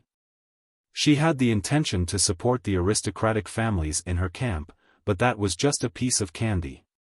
If the Chuis knew when to stop, she did not mind letting the Chuis reap the benefits and become a rising power in Chongzhou. If they were greedy and wanted to take both sides, she would not tolerate the Chuis. My lord, do you really think this person is trustworthy? Feng Zhen thought about it and said seriously, the Chuis started out as merchants. Because of their roots, they are not well received in Chongzhou. They are even lower than others in all aspects. My lord, you forcefully suppressed the aristocratic families in Chongzhou. For the Chuis, if the orthodox aristocratic families are suppressed, they will have a good opportunity to stand out. If my lord can support them, the Chuis will soar to the sky. Only when the aristocratic families in Chongzhou were suppressed could the second-class aristocratic families or commoner families have a chance to rise up. Under such circumstances, the Chuis could not continue to treat them like merchants. After all, they had seen Jiang Pengji's decisiveness and ruthlessness. Was it so easy to have a foot in two boats? If they were not careful, the boat would be destroyed and the people would die. The Chuis were rooted in Chongzhou. They did not dare to take the risk. Jiang Pengji tapped her fingers on the table. After thinking for a while, she finally agreed. You said that Chui Zhonghuan wanted me to give his little bean a name? Chui Zhonghuan was referring to Master Chui. His surname was Chui, and his first name was Yu. His courtesy name was Zhonghuan. Regardless of whether it was Yu or Huan, they both had the meaning of light. It was a good meaning. Fengzhen smiled. Yes, but in my opinion, my lord should give him a nickname or a courtesy name that will be useful in the future. As for a proper name, it was better for Master Chui to come up with it himself. Fengzhen had yet to experience Jiang Pengji's naming skills. He felt that his lord was well-read and had no problem with her literary talent. Reality proved that, give me a courtesy name or a nickname. It's better to give me a courtesy name. It makes me sound more solemn. How about Bai? Fengzhen's mouth twitched. Qiguan Rang, who was handling documents, was even more direct. He accidentally pushed down a pile of bamboo slips. Master, are you serious? If I remember correctly, isn't that the name of the Han Mei family's horse? When he heard the name of the horse, Fengzhen almost burst out laughing. Who came up with such a stupid name? Jiang Pengji smiled, her eyes shining with a teasing light. She said, of course it's to scare you. You might as well call it Fushou. I prepared this name for Huayu's family's second treasure, but looking at how he and Jingxian rarely spend time together, I think there won't be any good news from Huayu in the next few years. I'll give him another name in the future. With such a simple-minded name like Bai Bai, Fengzhen didn't mind whether Fushou sounded good or not. After all, it had a good meaning. Perhaps this is the so-called vulgar is elegant? The name Fushou can also be used. To this day, Fengzhen still did not understand a principle: being well-read did not equate to having outstanding literary talent. His lord was actually illiterate. Compared to Fengzhen, who was kept in the dark, Qiguan Rang knew the truth. He said, it makes me feel that this longevity and Huayu's daughter, Changsheng, have a similar meaning. Both had a good meaning, but in reality, it was unbearably vulgar. Fengzhen was puzzled. He signaled Qiguan Rang with his eyes, asking him to explain. Qiguan Rang said, simply put, if you don't want your child to bear an indescribable name, don't look for the Lord. Although it was an honor to be given a name by the Lord, it could not be done to the child, right? For example, Qiguan Rang did not look for Jiang Pengji when he wanted to name his daughter. Instead, he privately flipped through many ancient books. Who knew if the Lord would come up with names like Shuangxi, Ruian, or Shunfeng? He only had one precious daughter. Qiguan Rang could not bear to harm his daughter. Fengzhen's expression, it was really hard to explain. The next day, the head of the Chui family, Chui Yu, personally visited. Not only did he bring his eldest son, but he also brought a big gift for Jiang Pengji. The Chui family's Pledge of Allegiance. Looking at the Pledge of Allegiance, Jiang Pengji had a better understanding of the current head of the Chui family, Chui Yu. He was a politician who had been delayed by business. Not only did he have a keen sense of smell and far-sighted vision, but he also had unimaginable courage and decisiveness. It was a pity that this kind of opportunistic businessman could only share blessings, not trials and tribulations, let alone a heart-to-heart. Once Jiang Pengji lost power or was unable to bring more benefits to the Chui family, the Chui family would most likely look for a more suitable partner. After jumping ship, they would kick her out. The reason the Chui family was willing to accept the olive branch from Jiang Pengji was mostly because she had slaughtered a group of Chongzhou aristocrats. If she had not done that, the Chui family would still thank her for saving their lives, but they would never bet on her. Head of the Chui family, what do you mean by this? Jiang Pengji pretended to be puzzled. She looked at the land deeds and slave sale contracts that Chui Yu had presented. Her lips curled into a mysterious smile.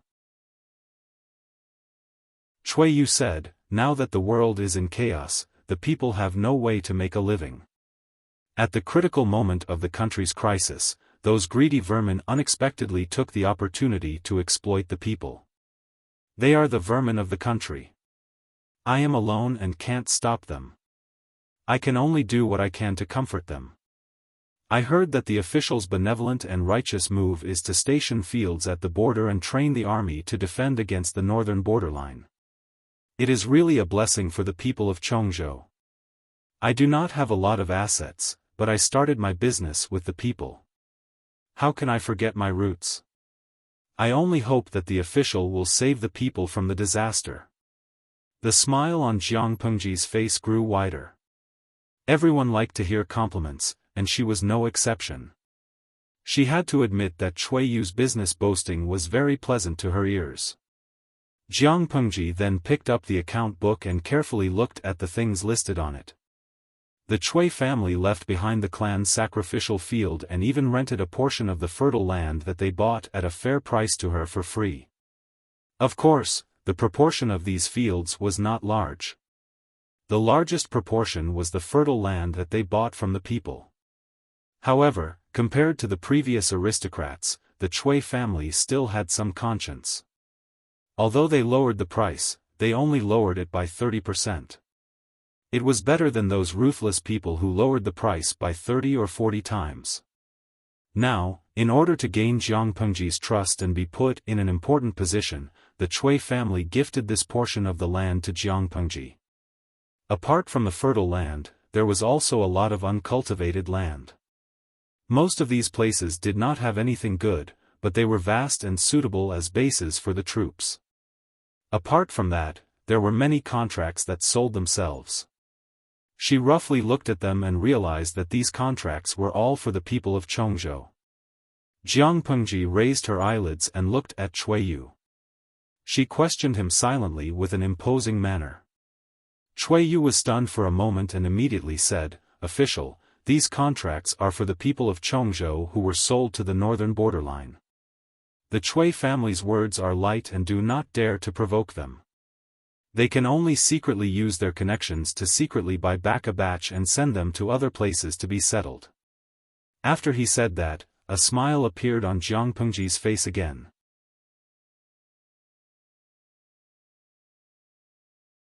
Chapter 897. Chui Yu could not have asked for more. Only those of the same generation or elders who had a good relationship with him could call him by his courtesy name. Jiang Pengji's question was a hint of intimacy. If it had been another woman, Chui Yu might have misunderstood, but since it was Jiang Pengji, he dared not. There was no other reason. He did not realize that the other party was a woman, and even subconsciously ignored her. When he faced Jiang Pengji, he always had the illusion that he was facing the emperor. The prestige of the Tian family, perhaps it's nothing more than this. Before he realized it, the back of his shirt was already soaked with sweat. A straightforward person doesn't resort to insinuations. Since all of you think so highly of me, I naturally can't be stingy. Jiang Pengji accepted Mrs. Chui's pledge of allegiance without any psychological pressure. Next, it was time to let Mrs. Chui see her determination. Have you heard of the bamboo paper in Hejin County? Chui Yu's heart suddenly trembled. He was so shocked that his eyes went round and his tongue went numb. He almost forgot how to speak. Hejin bamboo paper? How could he not have heard of it? The Chui clan made their fortune through business. Although they already had some reputation and heritage, they were still merchants in the end and were not taken seriously by others. The more it was like this, the more the Chui clan wanted to ascend to a higher level. Things like bamboo paper could only be touched by noble families. It wasn't that the Chui family didn't have the money to buy it, but they didn't even have the qualification to order it. He was anxious, and a bold idea circled in his mind. Could it be that Lu Shi was going to give up the profits from the bamboo paper? Even if it was just a piece of the cake, it was enough for Chui's to digest. However, this thought did not exist for long before Cui Yu forcefully suppressed it. Based on the intuition of a merchant, the woman in front of him could not be underestimated, nor could she be judged by the secular standards. For some people, the more you wanted something from them, the more they wouldn't give it to you. On the contrary, there might be a windfall. Cui Yu said, "The Hejin bamboo paper is a treasure sought after by all the famous people in the world. I have naturally heard of it." Jiang Pengji said, "My mother has been intelligent and quick-witted since she was young. The bamboo paper was created based on Kai Ho's paper. Unfortunately, due to the limitations of the materials, they were unable to mass-produce them. His mother often said that bamboo paper wasn't something that only one family had. It's just that she's afraid that someone will use it to create trouble, so she's been hiding the craftsmanship of bamboo paper. It's not that she's selfish and doesn't want to teach it to others." Cui Yu had no way of verifying whether Gu Min had said those things, so he just let Gu Min say whatever she wanted. Cui Yu's heart skipped a beat, almost skipping a beat. He nervously swallowed his saliva. It was clear that he was already cheering in his heart, but on the surface, he had to maintain his composure. The implication of Jiang Pengji's words was very clear. She was satisfied with Chui's performance this time, so she allowed Cui to have a share of the big cake of bamboo paper. Jiang Pengji continued, "This is my mother's unfulfilled wish. As her daughter, I naturally have to inherit it." However, just like what his mother had been worried about, the biggest problem in mass production of bamboo paper was the raw materials.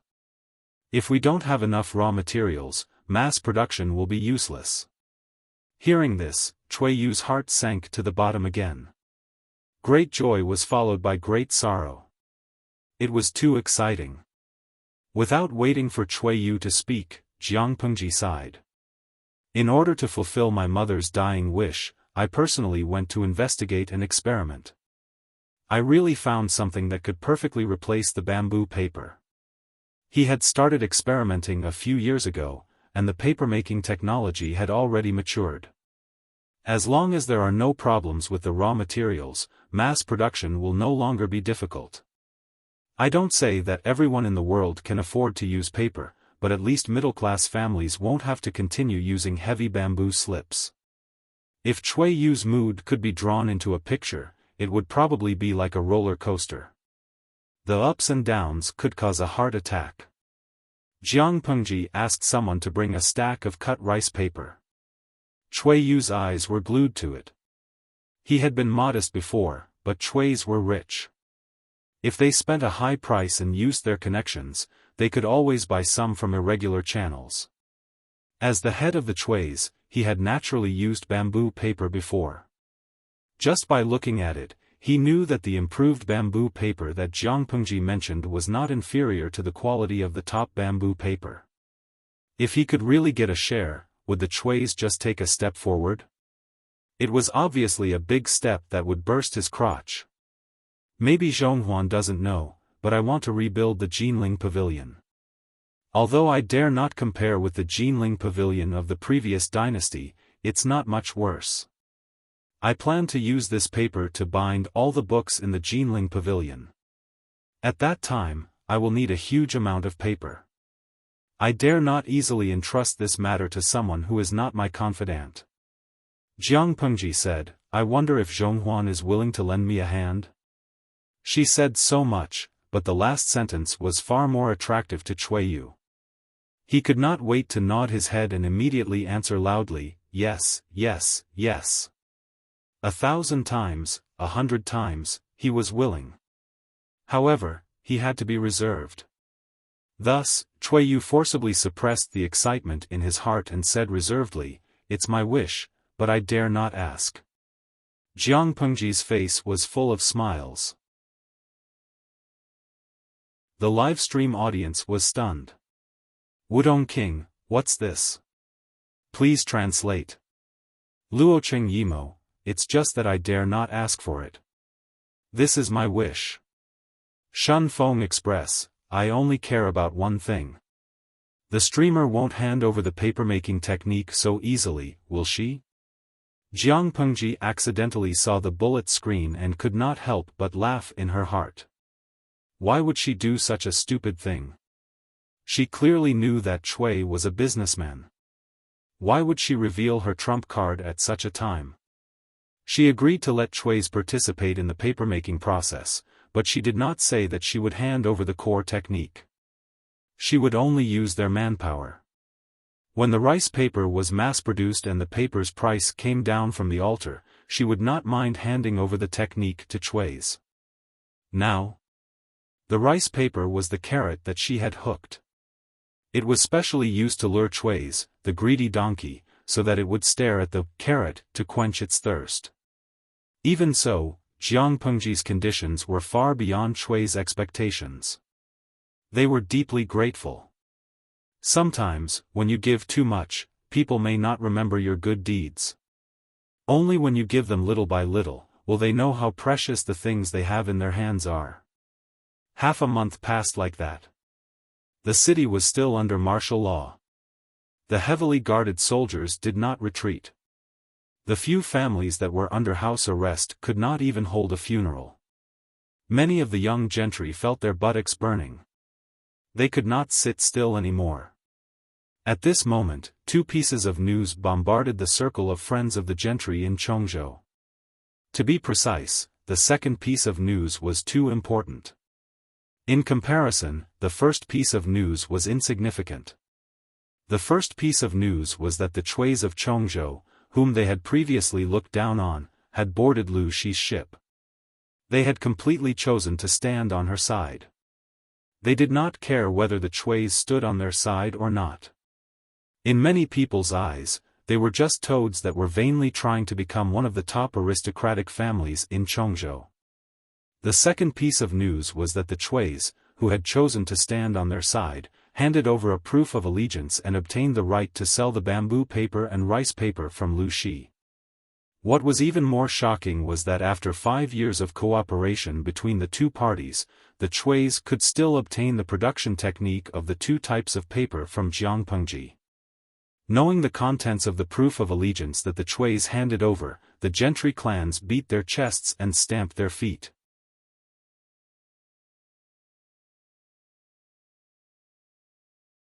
Chapter 898. Reality had proven that opportunities were only given to those who were prepared and those who were extremely lucky. If one did not have European blood, then it was better to be prepared. Who knew when the opportunity would come? The incident with the Chuis quickly spread among the circle of friends of the gentry in Chongzhou. There were many who were envious and jealous. The group of people who were originally trembling with fear were now scratching their heads and thinking about how to get a share of the spoils. They did not ask for the same treatment as the Chuis, but they should at least get a share of the spoils. The gentry were used to reading people's minds. Jiang Pengji did not need to say it clearly. She only needed to let out some news and they would follow the scent. Because of the exploitation of the fields and the slave trade, she relied on the fact that she had a strong army in her hands and ruthlessly attacked the aristocratic families of Chongzhou. Now that the Chuis were rushing to deliver the fields, she was all smiles and praised the Chuis greatly. She even had the intention to support the Chuis' rise to power. What did this mean? It meant that Jiang Pengji wanted to take back the fields that belonged to the people. If they did not give it to her, she would keep them locked up and see who could outlast the other. If Jiang Pengji was strong, the gentry would definitely stick together under the pressure of survival and work together to fight against her. However, the Chuis chose to rely on Jiang Pengji. Because of this, they gained huge benefits that far exceeded what they had invested. As a result, the gentry began to mutter in their hearts. Instead of killing 1,000 enemies and sacrificing 800 of their own, it would be better to fight for a win-win situation. Of course, those who had such thoughts were mostly from mediocre families. As for the gentry who flaunted their nobility, they would rather break than bend. Want them to give in? Sure, let Jiang Pengji personally visit them. Even if it was not 3 visits, she had to make 2 trips to give them face. Otherwise, there would be no discussion. With such thoughts in mind, different voices emerged in the circle of friends of the gentry in Chongzhou. Naturally, they could not stick together. Build virtue with kindness, build authority with strictness, reward for merit, and punish for mistakes. This is the way to govern. Qiguan Rang finished his work and leisurely brewed tea for himself. Hearing the report from his subordinate, he smiled and said to Jiang Pengji, "My lord's tactics are becoming more and more sophisticated." Jiang Pengji snorted. Although she did not say anything, the curl of her lips revealed her feelings. Qiguan Rang knew that his lord was in a good mood. Her expression was just like his daughter's when she was praised by her parents. Jiang Pengji felt that her subordinate seemed to have misunderstood her. She tried to clear her name. It's better to be straight than to do things. Your lord isn't the kind of stubborn person who won't turn back until she hits a brick wall. If being flexible can reduce trouble, I won't disdain to do it. Qiguan Rang smiled but said nothing. He had known Jiang Pengji for more than 6 years.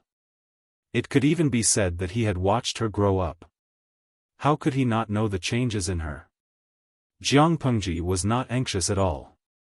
She sat on the fishing platform calmly and smiled as she watched the group of fishes fighting for their own interests. The aristocratic families that she had placed under house arrest earlier were also dumbfounded. In their script, Jiang Pengji should be boycotted by the aristocratic families of Chongzhou. They should exert pressure on her and force her to submit. When Jiang Pengji could not take it anymore, she would release them from house arrest. They could then take the opportunity to guide public opinion and clear their names once and for all. Who could tell them what was going on? Why was reality so different from the script they had read? A loud bang broke the sorrowful atmosphere. The people who were sobbing softly were so frightened that they did not dare to make a sound. The gloomy and heavy mourning hall was hung with white banners and white silk.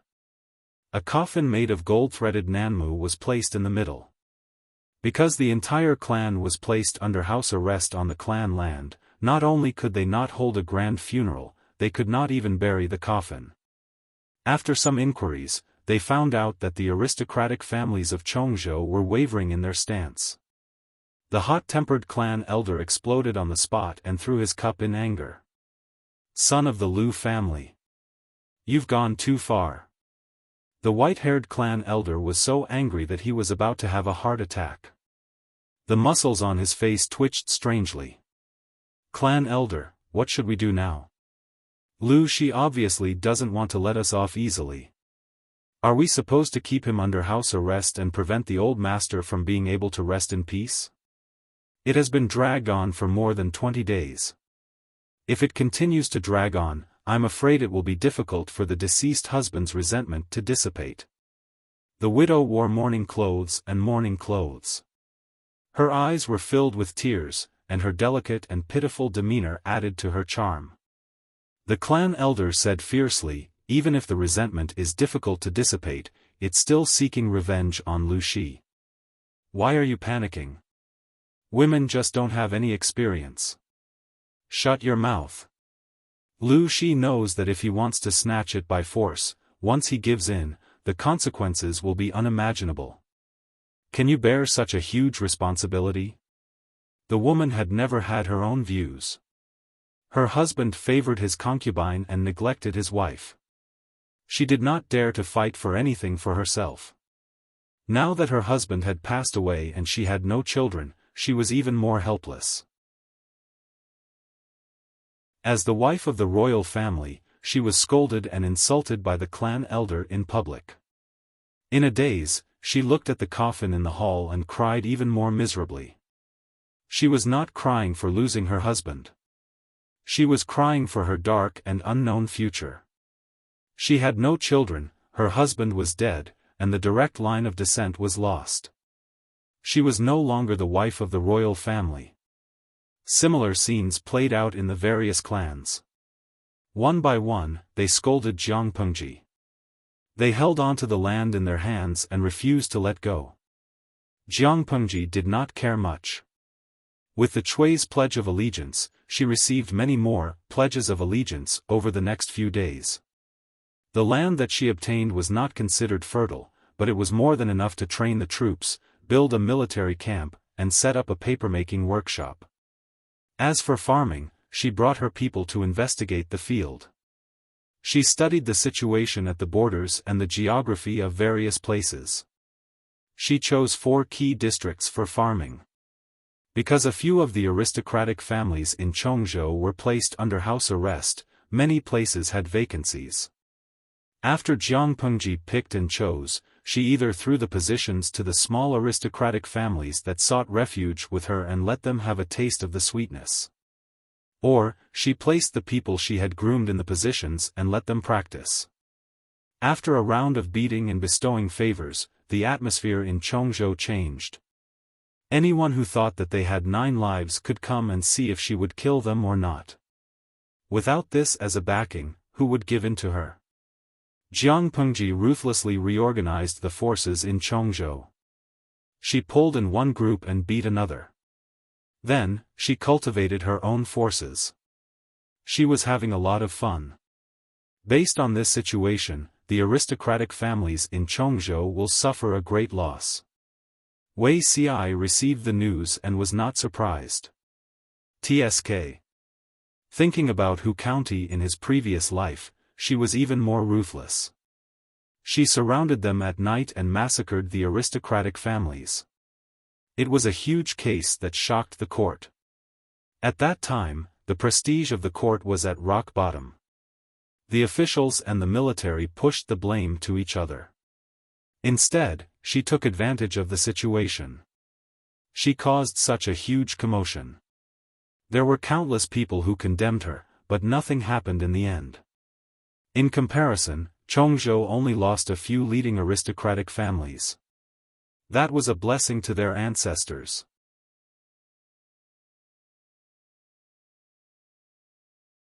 Chapter 899. Wei Xi could not help but laugh. How could it not be refreshing to cut through the Gordian knot? This was his lord's usual style. He accidentally learned of the courtesy name Jiang Pengji had given to Cui Yu's eldest son. He was silent for a while. Fu Shou. This is a good name with a profound meaning. Wei Xi only said this and his emotions were in turmoil for a long time. However, the knot in his heart had been mostly resolved. He felt uncomfortable for a while before letting it go. Mr. Wei, my lord specially asked me to deliver a letter to you. It is now in your room. Wei Xi was surprised. He put down the bamboo slip in his hand and looked up at the messenger. His lord had a secret letter for him. It must be an important matter. How could she leave it in his room? Servants usually came in and out to clean. If he accidentally lost the secret letter and delayed his lord's important matter, what should he do? Wei Xi hurriedly put down his work and walked quickly to his room. There was indeed a letter on the coffee table. With a serious face, he removed the seal and picked up the letter inside. He opened it and read it. Wei Xi froze on the spot as if his acupuncture points had been hit. Even his expression became unnatural. His ears were bloodshot. There were no important secrets written in it, but for Wei Xi, it was far more important than secrets. There were only 5 words written on the huge letter. The handwriting was strange. Each word looked round, but Wei Xi was very familiar with it. Whenever that person was in a very good mood, she liked to use this special style of writing. Zixiao, I miss you. Miss. Wei Xi recovered from the shock and hurriedly got up from the table. He almost pressed down on his sleeves and staggered. He looked around guiltily. After making sure that there was no one, he folded the letter and stuffed it into the envelope. He secretly hid it in a brocade box. There was nothing special in the box. It was all Wei Si's personal belongings that he brought with him wherever he went. For example, an old embroidered sachet, a painting he drew when he had nothing better to do, a brightly preserved rabbit fur cloak. Now there was another letter. He had originally wanted to place the letter on the top of the box, but when he thought of his bad friend by his side, he was afraid that there would be another scene of Feng Zhen sleeping with him, so he stuffed the letter into the inner layer of his foldable cloak. It was like he was destroying a corpse and then returning everything to its original position. Because of this letter, Wei Si's state of mind was in a mess. He could not even sleep peacefully. That night, he had a very strange dream. When he woke up, he could still see the other person's lips moving in front of him. You can name the characters in the future. This was no longer a question of a name. It was a question of whether or not it was horrifying. Wei Siji asked himself, dreams are born from the heart. Could it be that I also have such rebellious thoughts subconsciously? He never had an answer to this question. My lord is in a good mood today. Could it be that those stubborn people are finally willing to give in? Feng Zhen lifted his sleeves to hide his yawn. His eyes were almost squinted into slits, and the word sleepy was written all over his face. Jiang Pengji smiled. I had a good dream yesterday. So it was just a beautiful dream, causing him to be happy for nothing. Feng Zhen pretended to pound his shoulders exaggeratedly and complained, if they still refuse to admit defeat, even if it's icy weather, the corpses that have been left there for more than a month will probably decompose by now. Why bother? They've already lost the best opportunity to resist, and now they're just struggling on the verge of death. A centipede dies, but it doesn't fall down. We can't let our guard down. We still have to be on guard. Jiang Pengji knew what the aristocrats were capable of. As long as she didn't completely beat them into submission or cripple them, as long as they bore a grudge, they would one day secretly bite back at her. If they knew what was good for them, Jiang Pengji could still let them struggle at death's door for a while. If they didn't, she could only use extreme measures to get rid of them all. She wanted to stabilize her power in the north, and someone had to be sacrificed. I know the severity of the matter. My lord, you can rest assured. This winter was destined to be turbulent for Dongqing. Jiang Pengji ruled Chongzhou and Hu County, and Lu Shi retreated behind the scenes. The heroes of the world responded in silence. They could see clearly that Jiang Pengji was now fully deserving of her position as the overlord of the north. If she could gain a firm foothold before the next spring and absorb as much of the connections and power that Lu Shi had left behind, no one in Dongqing would be able to compete with her. The fake Emperor Prince Changshou couldn't, the Su family from Zhe County couldn't, the Meng family from Cangzhou couldn't, and the imperial court that was struggling at death's door in Qinzhou couldn't either. Just the thought of her current territory made Dongqing's feudal lords breathless. She issued a recruitment order, built the Golden Scale Pavilion, gave books to the world's famous scholars, and was willing to write books for the world's scholars. No matter which one of these four matters were thrown out, it would cause all the forces to be in an uproar. Let's talk about the recruitment notice first.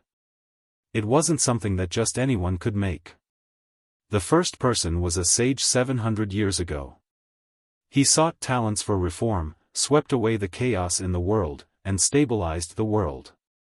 The second was the founder of the Xia dynasty. Under the advice of Prime Minister Huangfu, he built a platform to recruit talents. This was also one of the reasons why he could stand out in the chaos of the 16 kingdoms and unify China.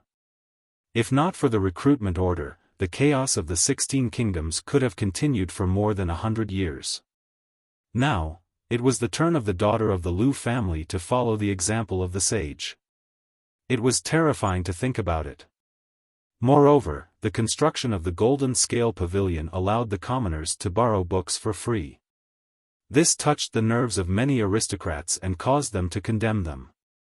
However, even if they thought that the commoners were not qualified to read the books of the sages, they could not say it out loud. Therefore, they used the former Prime Minister Huang Fu-xiu as a breakthrough point.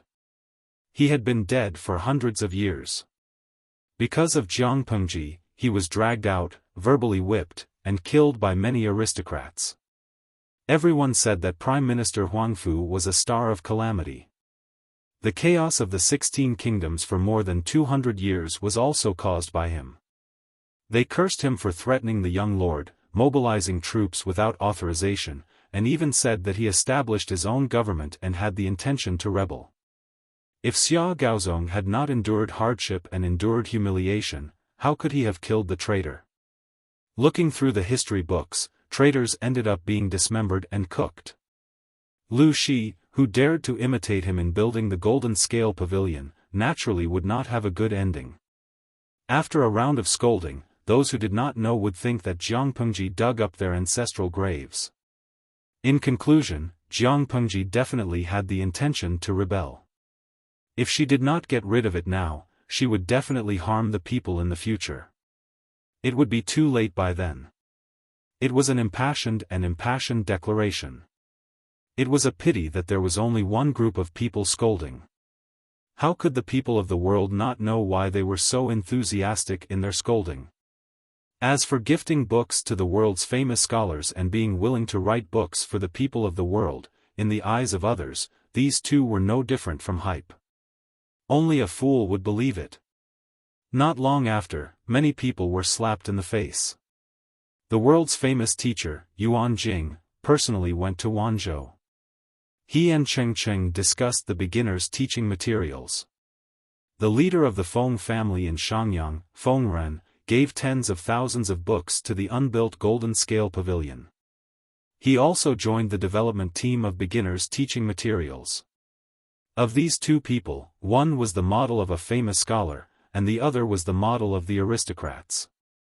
They were both big shots.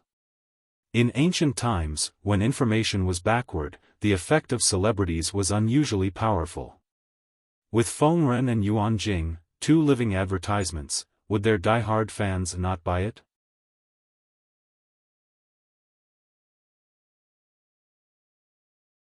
Chapter 900. The late emperor passed away and the young emperor succeeded the throne. Dongqing valued filial piety. Naturally, they would not change the year right after they succeeded the throne. Therefore, the matter of changing the year name had been delayed from the beginning of the year to the first day of the new year. Therefore, the new year was also known as the first year of Chengzong. If it was a peaceful era, such a big event like changing the year would be a cause for celebration. However, it was different now. Dongqing was divided, the feudal lords were divided, and the reputation of the court was at rock bottom. To put it bluntly, the young emperor's edict could only be effective in the vicinity of Chenzhou. It was just a roll of yellow cloth anywhere else. As the lord, Jiang Pengji should receive the New Year's greetings from the officials in the state capital. However, the state capital of Wanzhou had not been built yet. There were still many things for her to deal with in Chenzhou and Hu County. The officials were so busy that they wanted the people to have a good new year. When the people under her rule reunited with their families, Jiang Pengji, Lu Shi, and Lu Zhao gathered for a simple dinner. Happy New Year! Jiang Pengji changed into a new set of clothes and accepted the New Year's gift from Lu Shi with a smile. Father, Happy New Year! Lu Zhao was still dressed like a rich young master. He was more particular about his clothes and accessories. Not to mention the material of his clothes, just the flower and bird fan in his hand was made of silk and the frame of the fan was made of sandalwood. It was exquisite like a work of art.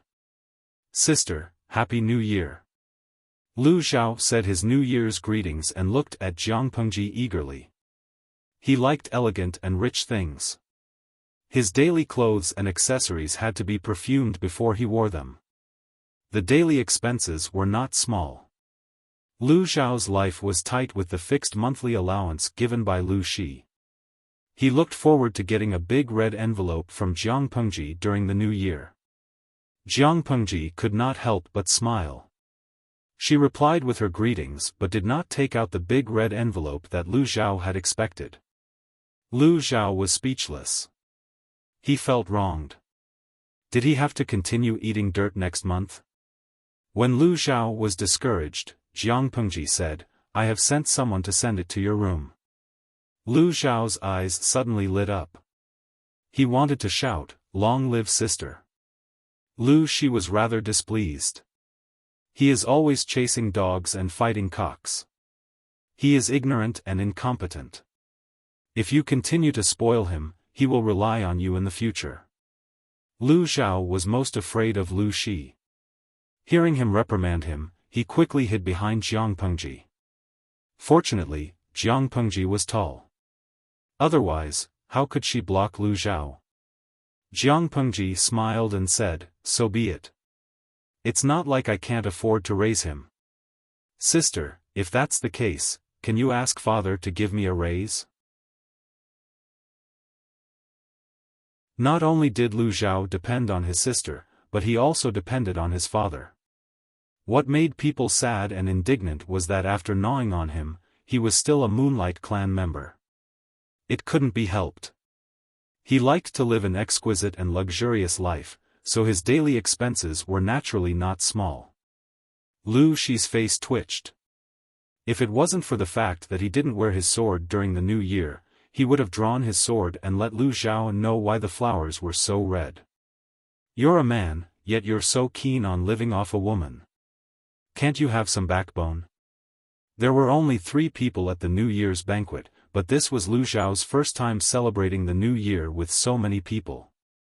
In the past, in the backyard of the Lu residence, Madame Gu Zhen was bedridden and Madame Hu did not like to see him. Even on a big day like the New Year, he would stay in his courtyard and eat the dinner prepared by the servants.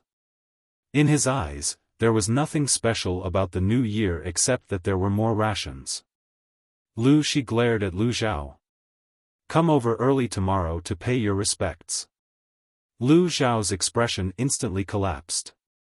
Ever since Lu Shi retreated behind the scenes and handed over all the government affairs to Jiang Pengji, his life had been completely idle. At first, he was not used to it, but after a long time, he felt happy. Every day, he would fish, walk the dog, play with the birds, visit friends, read and paint. He was happy, but Lu Xiao was completely gloomy. Once the old man was idle, he always liked to find things for himself to do. Lu Xiao's life became more and more difficult. Every day, he was asked to do his homework. Due to his authority, he obeyed for a while. After a long time, he could not stand it anymore. He simply ran to Jiang Pengji's place to seek refuge. His biological sister was indeed his biological sister. Not only did she not protect him, but she also tied him up and sent him back to Lu Shi to receive education in love. Hearing Lu Shi ask him to pay his respects early tomorrow, Lu Xiao's scalp went numb. "Sister, save me," Lu Xiao lowered his voice and shook Jiang Pengji's sleeves. His eyes sent out a signal for help. Amidst the howls of the audience in the streaming room, "So cute, let auntie rub you," and "Streamer, you lack a sister-in-law," Jiang Pengji unceremoniously sold Lu Xiao out. She dodged sideways and heartlessly abandoned Lu Xiao, who had sent out the signal for help, leaving him to Lu Shi to deal with. On the 7th day of the new year, the market reopened. Xiangyang district was Jiang Pengji's original foundation. Under her painstaking management, it had been expanded again and again. Not only had the city walls been expanded, but the surrounding villages had also been included in the outer city and reorganized. Xiangyang district was now one of the most prosperous areas in the north. After the new year, the number of people on the streets increased sharply. Apart from the locals, there were also many figures of outsiders. These outsiders were all Dongqing students who came because of its reputation. Some were from aristocratic families, while others were from poor families. In their usual impression, Xiangyang district should be a remote and backward small town. After experiencing the double suppression of the Tsing-Yi army in the Red Lotus group, it should be desolate and cold. Beyond their expectations, ever since they entered Wanzhou, the scenery they saw made them suspicious. Suspicious of what? They were suspicious of what year it was now. It was clearly a chaotic time, but in Wanzhou, it was a scene of prosperity. There were wars everywhere in Dongqing, and there were constant conflicts between the feudal vassals. Outside Wanzhou, they could see refugees dressed in rags. Once they crossed the border, they could see well-proportioned fields and straw in the middle of the fields. Occasionally, they could see hard-working commoners and urchins. After entering the city, they couldn't believe their eyes. The streets were neatly planned, the eaves were arranged neatly, the houses on the left and right were exquisite and elegant. The vendors on the street were all in high spirits, their faces glowing. Not only were they in good spirits, but the clothes they wore were also very clean. There were few patches on them. Happy New Year! In the streets and alleys, joyous celebrations could be heard everywhere. Happy New Year! A little girl in a red coat stood by the side of the road. She raised her head and looked at the vendor who was carrying the goods in a daze. The vendor didn't hear her at first, but the little girl shouted again seriously. After a while, she gulped down a mouthful of saliva. The peddler finally noticed the little girl, and when he saw her delicate face, his expression became even gentler. Seeing that the little girl was staring at the honey hawthorn fruits he had made, he smiled and took one for her. Happy New Year! Take it and eat it. Just by looking at the child's attire, he knew that he was from a wealthy family. Thank you. The little girl grinned and took the New Year's gift from the vendor. Before she could put it into her mouth, a weak-looking boy appeared beside her. The boy looked only 6 or 7 years old. He was thin, but his expression was very mature. The corners of his lips were tightly pursed. Uncle, you have to do business too. You can't take advantage of others. He raised one hand and took the little girl's hand. With his other hand, he took out a few coins from the money bag at his waist and gave it to the vendor. After saying that, he led the little girl away. The peddler took the money. Seeing the boy's attire and the book basket on his shoulder, he exclaimed in hindsight, "You're tuning in to the Xiaofan's Wuxia Tales YouTube channel. Don't forget to subscribe and join us on this journey to catch the most captivating stories."